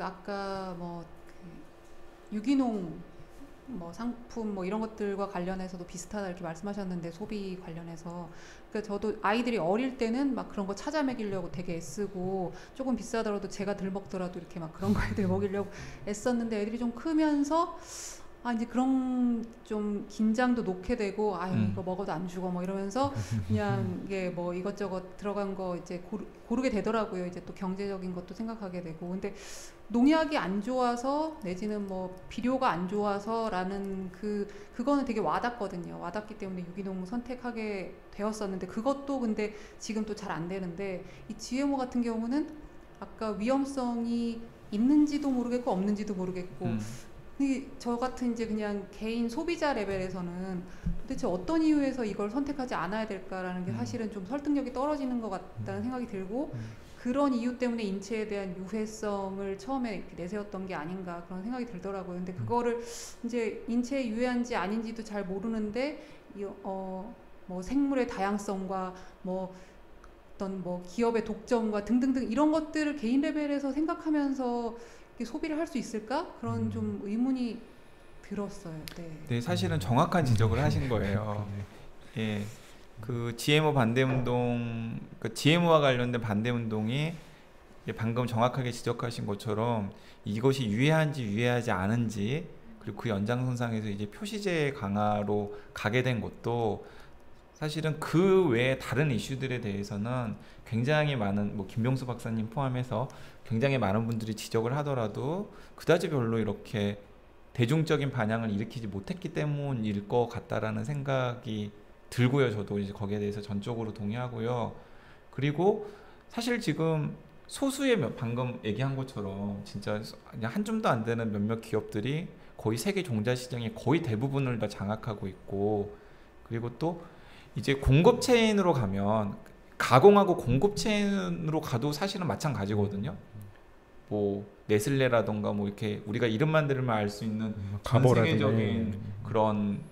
전 세계적인 그런 식품 유통 같은 것 가공 유통을 또 독점하고 있는 그런 기업들이 이제 몇몇 기업들이 있고 우리나라만 봐도 우리가 먹는 대부분의 것들은 몇몇 식품 기업들에 거의 독점돼 있고 그러니까 이제 그런 것들이 이제 가능한 이유도 뭐냐면은 소비자들이 먹을 거리에 대해서 생각을 할 때 이것이 지금 당장 나나 내 가족의 건강에 도움이 되는지 도움이 안 되는지에만 초점을 맞췄지 이것이 어떻게 생산이 되었고 그리고 생산 과정을 누가 컨트롤하고 있고 어떻게 가공을 하고 그 가공에서 유통 과정을 누가 컨트롤했는지에 대해서는 이제 별로 관심이 없는 거예요.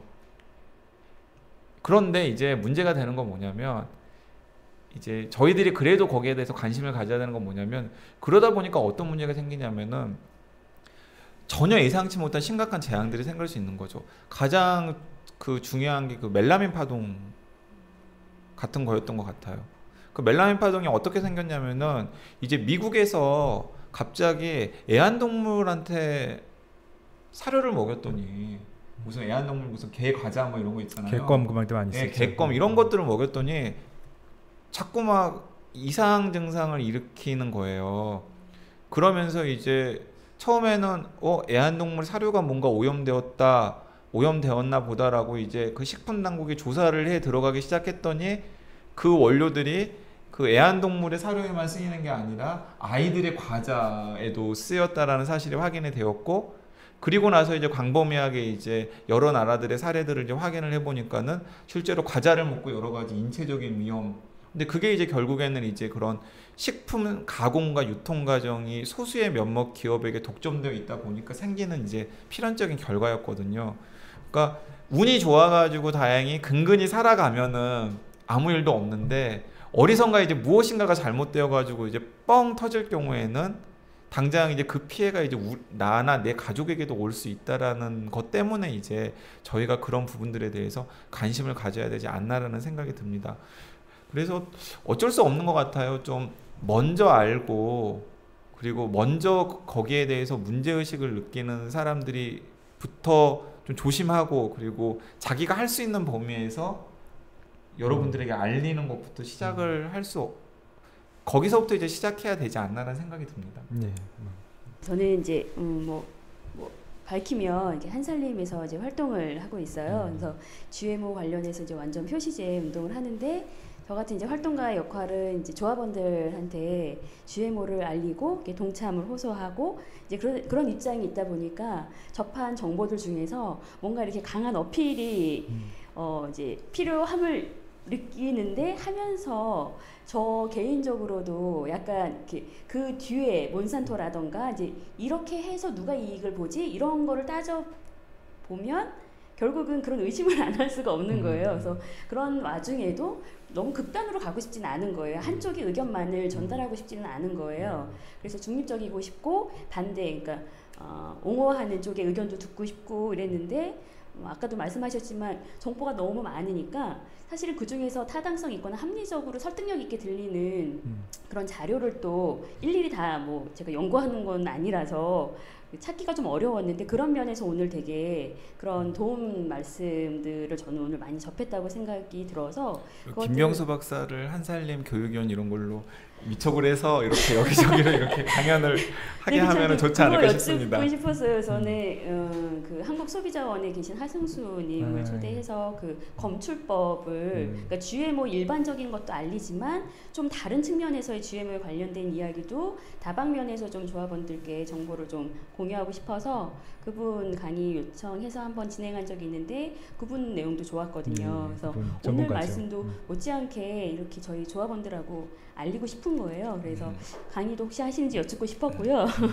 그리고 아까 말씀하신 게 되게 공감이 됐어요. 그러니까 저는 아무래도 활동가다 보니까 아 그래 우리가 완전 표시제에만 머물러선 안 되겠다. 운동의 방향을 그렇게 했다간 재발에 걸리겠다. 이런 생각이 저는 사실 들었는데 딱 저희 저기 조합원님이 하실 만한 말씀을 해주셔가지고 아 이것도 놓치면 안 될 만한 거였지. 그러니까 어떤 거대 이야기를 했을 때 그 흐름이나 시스템을 이해하면서 좋아하시는 분이 있는가 하면 뭐 그것까지거나 그런 것까지 알고 싶진 않아. 이제 이런 또 분들도 만만치 않게 이렇게 같이 존재를 하기 때문에 두 의견 다 받아 안으면서도 아까 이제 정리해서 말씀해 주신 것처럼 그래도 이 이야기들을 좀 이렇게 알리고 이런 자리들은 많이 필요하겠다는 생각이 좀 들어서요. 제가 한 가지 팁을 알려드리면 저도 이제 가끔씩 뭐 에너지 문제라던가 먹을거리 문제 같은 걸로 이제 그 생활협동조합 한살림 포함해서 생협 강연을 가끔 가요 나가는데 그러면 GMO와 관련해서 이제 저는 이제 주로 이제 아까 말씀드렸던 그런 입장에서 얘기를 합니다. 그러니까 너무 걱정하실 필요는 없는 대목은 너무 걱정하실 필요가 없다라는 얘기도 해드리고 그리고 또 그럼에도 불구하고 이런 점들은 굉장히 문제이기 때문에 우리가 경각심을 가져야 되는 부분이 있고 그래서 나는 GMO 완전 표시제도 찬성하고 GMO 자체는 반대합니다라고 얘기를 하면은 그래도 화끈하지 않잖아요. 그래서 화끈하지 않아서 뭔가 좀 이렇게 약간 도끼는 쳐다보시는 분이 있어요. 그래서 GMO가 몸에 좋다는 거야, 뭐 안 좋다는 거야. 그때 제가 뭐라고 여쭤보냐면은 그런 분들한테 만약에 GMO가 몸에 좋은 걸로 확인이 된다면 GMO 드시겠냐고. 네, 그 GMO가 너무 몸에 좋은 걸로 확인이 된 거예요. 과학자들이 너무 잘 변형을 시켜가지고 너무 좋은 걸로? 예, 그건 좀 모르겠는데. 해가지고 몸에 너무 좋은 거예요. 그렇다면은 그래도 그러면 생협에서도 몸에 좋은 GMO 쌀, 몸에 좋은 GMO 콩 이렇게 재배하게끔 농민들한테 압력 가해서 재배하게 하고 그리고 또 그걸 또 이렇게 유통도 하게 해서 드실 거냐고. 그러면은 다들 고개를 살래살래 줬거든요. 저는 약간 그 거부감이 저는 굉장히 중요한 거라는 생각이 들어요.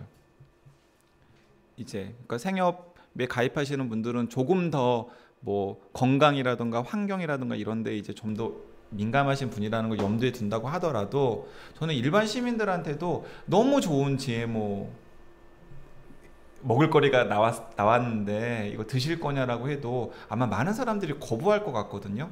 근데 그 거부감의 정체가 뭘까? 저는 거기서 그 대목을 좀 이렇게 파고들면 뭔가 답이 나올 수도 있지 않겠나는 생각이 듭니다. 왜냐하면 제가 그런 질문을 던지면은 다 그 도끼는 쳐다보시는 분들도 그건 아니지라는 식의 다 반응이거든요.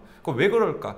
이게 다 인체에 위험한지 위험하지 않은지에 대해서 초점을 맞추는데도 만약에 되게 무해하고 심지어는 인체에 좋다라는 결론이 나와도 사람들이 그렇게 GMO에 대해서 열광을 할까를 생각을 하면은 저는 꼭 그렇지 않을 수도 있겠다는 생각이 들거든요. 그러니까 이제 그 거부감의 정체를 저희가 파고들면 뭔가 이렇게 아까 얘기했던 그런 큰 이야기들을 좀 저희 일상생활에 연결을 시킬 수 있지 않을까라는 생각을 가지고 있는데 저도 그 답이 무엇인지는 모르겠습니다. 저는 커피를 업으로 삼고 있는 사람인데요. 예, 예. 네. 일단 전 세계적으로 뭐 지금 GM이 문제가 되고 있긴 하지만 커피 자체도 병충해나 뭐 기후 변화로 인해서 지금 커피 생산이 좀 차질이 있는 상황이에요. 근데 이런 전 세계적인 문제인데 지금 전 세계에서 이제 조사를 하고 있을 텐데 이 GM 외에 GM을 대체할 수 있는 기술이나 대체 가능성이 있을 수 있는 기술이 있는지 이게 조사가 되고 있는지 연구가 되고 있는지 이게 궁금합니다. 예, 기후 변화라든가 어떤 그 환경적인 문제에 대응하기 위해서 꼭 새로운 품종을 생명공학 기법으로 개발해야 되느냐라는 근본적인 이제 문제가 있을 수 있긴 할 텐데요. 최근에 이제 시도되고 있는 게 유전자 가위 기술이라고 해서 예를 들면 특정한 질병의 저항성을 가지도록 이제 조작이라고 하여튼 내부에 있는 특정 유전자를 잘라내거나 외부에서 삽입하는 그런 기술들이 나오게 되니까 아마 그런 시도들이 굉장히 있을 거예요. 근데 과연 그런 방법이 아까 말한 커피의 생산량을 증대시켜 줄 거냐, 그건 좀 잘 모르겠습니다. 다른 문제인 것 같아요. 아무튼 언론에서 우리가 앞으로 그런 얘기들을 많이 볼 것 같습니다. 이제 그런 사례들이 있어요. 이제 그 예를 들어 파파야 유전자 조작된 파파야가 있거든요.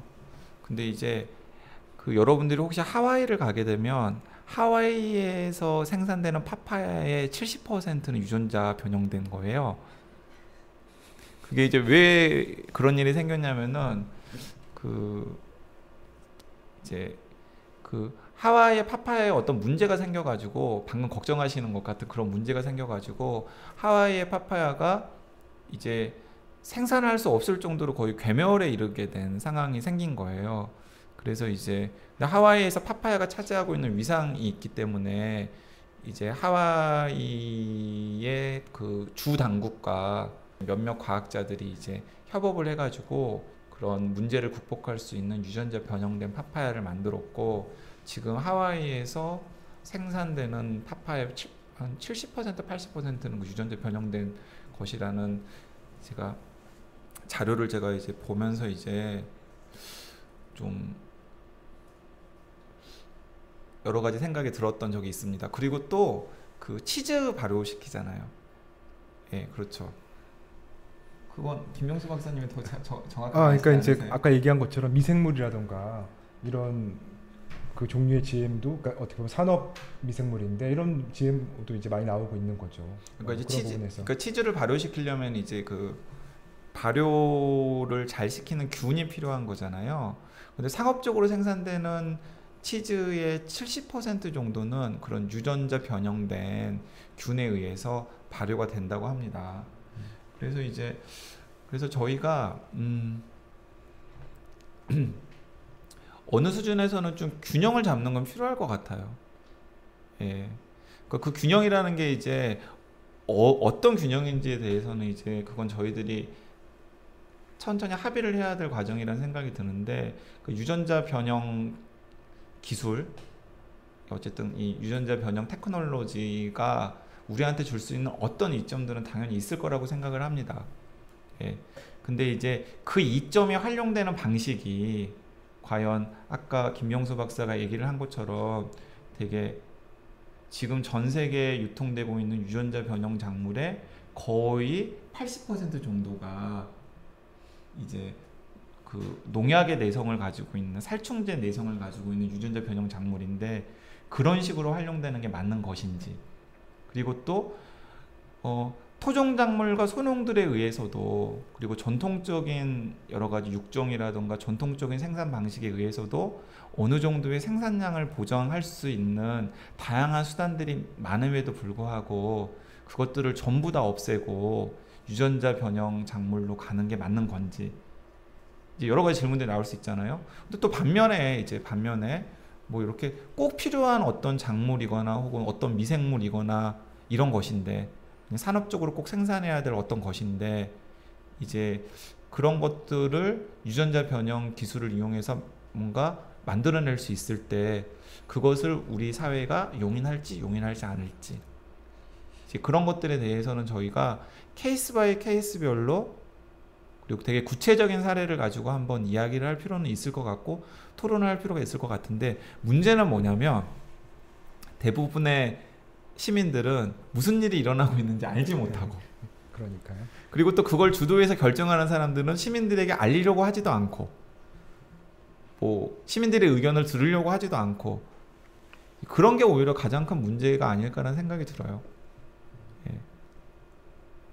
그러니까 뭐 이제 되게 여기서 그냥 화끈하게 유전자 변형 테크놀로지 혹은 유전자 변형된 어떤 것들은 다 악이고 나머지는 다 선이다라고 얘기를 할 수 있으면 참 좋은데 현실이 그렇게 이미 단순화되지 않는 상황이 되어버린 거죠. 아까 얘기한 것처럼 의료용 같은 경우에는 논란이 없잖아요, 사실.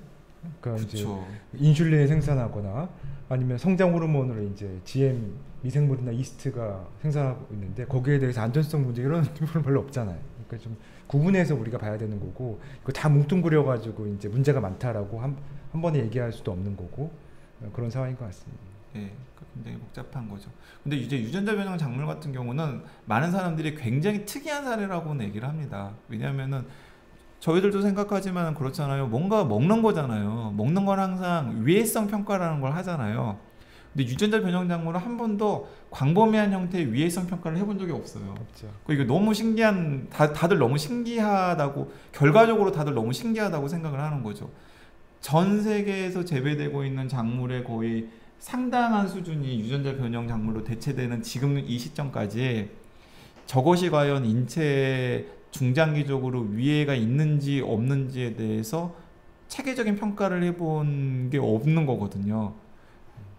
예를 들어 만약에 약이나 이런 것들이 그런 과정 없이 막 유통이 된다 그러면은 그건 심각한 스캔들 뭔가 문제가 없다고 하더라도 심각한 스캔들이 났을 텐데 유독 유전자 변형 작물에 대해서는 그런 과정이 생략된 것 자체가 결과적으로 보면은 굉장히 좀 이상한 일이긴 한 거죠. 그래서 이제 이걸 연결시키면 예를 들면 이제 우리가 GMO에 대해 비판적인 그룹이나 운동 단체들이 그런 얘기는 할 수가 있죠. 우리가 정부 예산의 상당 부분이 이제 GMO 개발에 들어가고 있는데 그 중에 일부라도 우리가 안전성에 관련된 연구를 하라고 한다던가 아니면 유전자 오염을 막는 기술이라던가 실제로 오염이 얼마큼 됐는지 모니터링을 한다라던가 이런 데 투자하라고 얘기를 할 수는 있는 거죠. 그러니까 우리 세금으로 운영되는 그런 자금이기 때문에 연구비이기 때문에 저는 그런 식의 활동도 필요하다고 봅니다. 그리고 과학자들이 막 되게 유전자 조작, 유전자 혹은 변형 그 테크놀로지를 막 옹호하면서 이제 너희들은 비과학적이라고 얘기하면은 그런 활동을 해야 너희들 일자리도 하나 더 생긴다라고 얘기를 해야 되는 거죠. 왜냐하면 유전자 변형 작물이 어떤 인체에 어떤 유해성을 줄 수 있는지를 평가하는 사람들도 결국에는 과학자들이고 그렇죠. 그리고 또 유전자 변형 작물이 얼마나 확산되어 있고 그 다음에 우리가 먹을 거리에서 어떻게 검출이 되는지를 확인하는 사람들도 사실은 다 과학자들이거든요.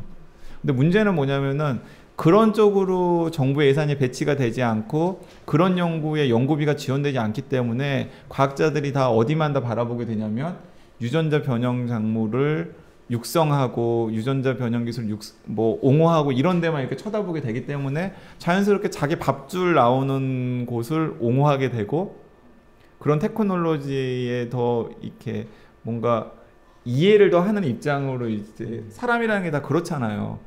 그것도 이제 저희들이 한번 따져봐야 될 대목인 거죠. 예를 들어서 그 유전자 변형 작물에 대해서 뭔가 그런 위험을 평가하는 그런 연구라든가 이런 것들에 대해서 우리들이 낸 세금이 지원이 되고 거기에 이해관계를 가지고 있는 과학자들이 생기게 되면은 예를 들어서 과학자 사회의 유전자 변형 기술에 대한 이해의 다양성도 훨씬 더 넓어지게 될 수 있겠죠. 네, 이제 약속된 시간이 다 되었는데요. 네, 재밌으셨어요? 네, 그런데 항상 이제 저희가 방금 이게 어디서 연원이 되었는지를 잊지 말아야 된다라고 제가 강조를 했는데 오늘의 번개 모임은 이 음식 원리라고 하는 네, 책을 계기로 해서 만들어진 것입니다. 근데 이 음식 원리라는 책에 대해서 제가 간단하게 소개를 하자면 DK라고 하는 백과사전, 지도, 어린이 책 만드는 데 일가가 있는 영국의 출판사가 있어요. 그 영국의 출판사에서 이 인포그래픽 팩트 가이드라고 하는 시리즈를 계속 내고 있는데요. 이 DK에서 낸 그 인포그래픽 팩트 가이드라는 시리즈명에서 알 수 있듯이 되게 우리가 꼭 알아야 될 여러 가지 지식들을 굉장히 세련되고 그 다음에 눈에 확 들어오는 인포그래픽과 어울려서 설명을 한 책의 시리즈인데 이제 몇 권이 번역돼 나왔는데 인체원리라는 책이 맨 처음에 번역되어 나왔고 그리고 이제 올해 3월에 이 돈의 원리와 음식 원리라고 하는 책이 또 나왔어요. 그래서 2주 전에 돈의 원리 번개를 했었고요. 이번에는 이제 음식 원리 번개를 했었는데 이 음식 원리의 한 항목으로 GM이 들어있기 때문에 많은 사람들이 이제 GM 작물이나 GM 푸드에 대해서 관심이 있으시기 때문에 저희가 김병수 박사님을 모셔서 이 GMO를 주제로 해서 이 음식 원리 번개를 진행을 한 건데 제가 오늘 행사를 위해서 한번 훑어봤거든요. 사실 정색을 하고 읽을 책은 아니에요. 네, 집에 한 권씩 비치해두고 필요할 때마다 이렇게 열어서 이제 살펴봐야 되는 책인데 상당히 유용해요. 뭐 심지어 다이어트 같은 거 할 때 어떤 식으로 다이어트를 해야 되지? 라고 할 때도 펼쳐보면 유용합니다. 현존하는 다이어트 모든 방법들이 다 정리가 되어 있고 그것이 과학적으로 근거가 있는지 없는지를 평가를 해놨어요. 네, 그리고 또 GMO에 대해서도 굉장히 균형 잡히게 소설을 해놨고요. 그리고 옹호하는 사람들은 이런 주장을 하고 있고 반대하는 사람들은 이런 주장을 하고 있고 현실은 이렇고 라는 것들을 인포그래픽으로 평가를 해놨고요. 그리고 또 뭐 환경에 좀 관심이 있으시면 알겠지만 푸드 마일리지 같은 개념도 설명을 해놨고 그리고 전 세계의 식품이 유통되는 방식에 대해서도 소개를 해놨고 그러니까 영양소 단위부터 시작을 해서 일상생활의 다이어트부터 시작해서 굉장히 먹을거리에 대한 큰 문제까지를 되게 일목요연하게 다 정리를 해놨기 때문에 여러분들이 오늘 선물로 가져가실 거거든요. 그래서 집에 가서 꽂아두시고 필요할 때마다 펼쳐서 재밌게 보시고 혼자만 보시지 마시고 공짜로 받아갔으니까 주변 분들에게 권하는 그런 센스를 발휘하셨으면 좋겠습니다. 아, 숙제를 했네요. 아, 제일 중요한 얘기를 하셨네요. 예. 네, 그러면 여러분들 거의 한 2시간 가까이 저희들이 이제 뭐 서로 질문도 받고 서로 의견도 나누는 시간을 가졌는데 재밌으셨나요? 네, 앞으로 또 사이언스 북스에서 이런 번개 모임을 계속 앞으로도 가질 예정이라고 하니까 혹시 또 관심 있는 주제에 번개 모임이 있으면은 부담 갖지 마시고 또 참석하셔서 다시 또 만나 뵙기를 기대하겠습니다. 네, 오늘 너무 반가웠습니다. 감사합니다.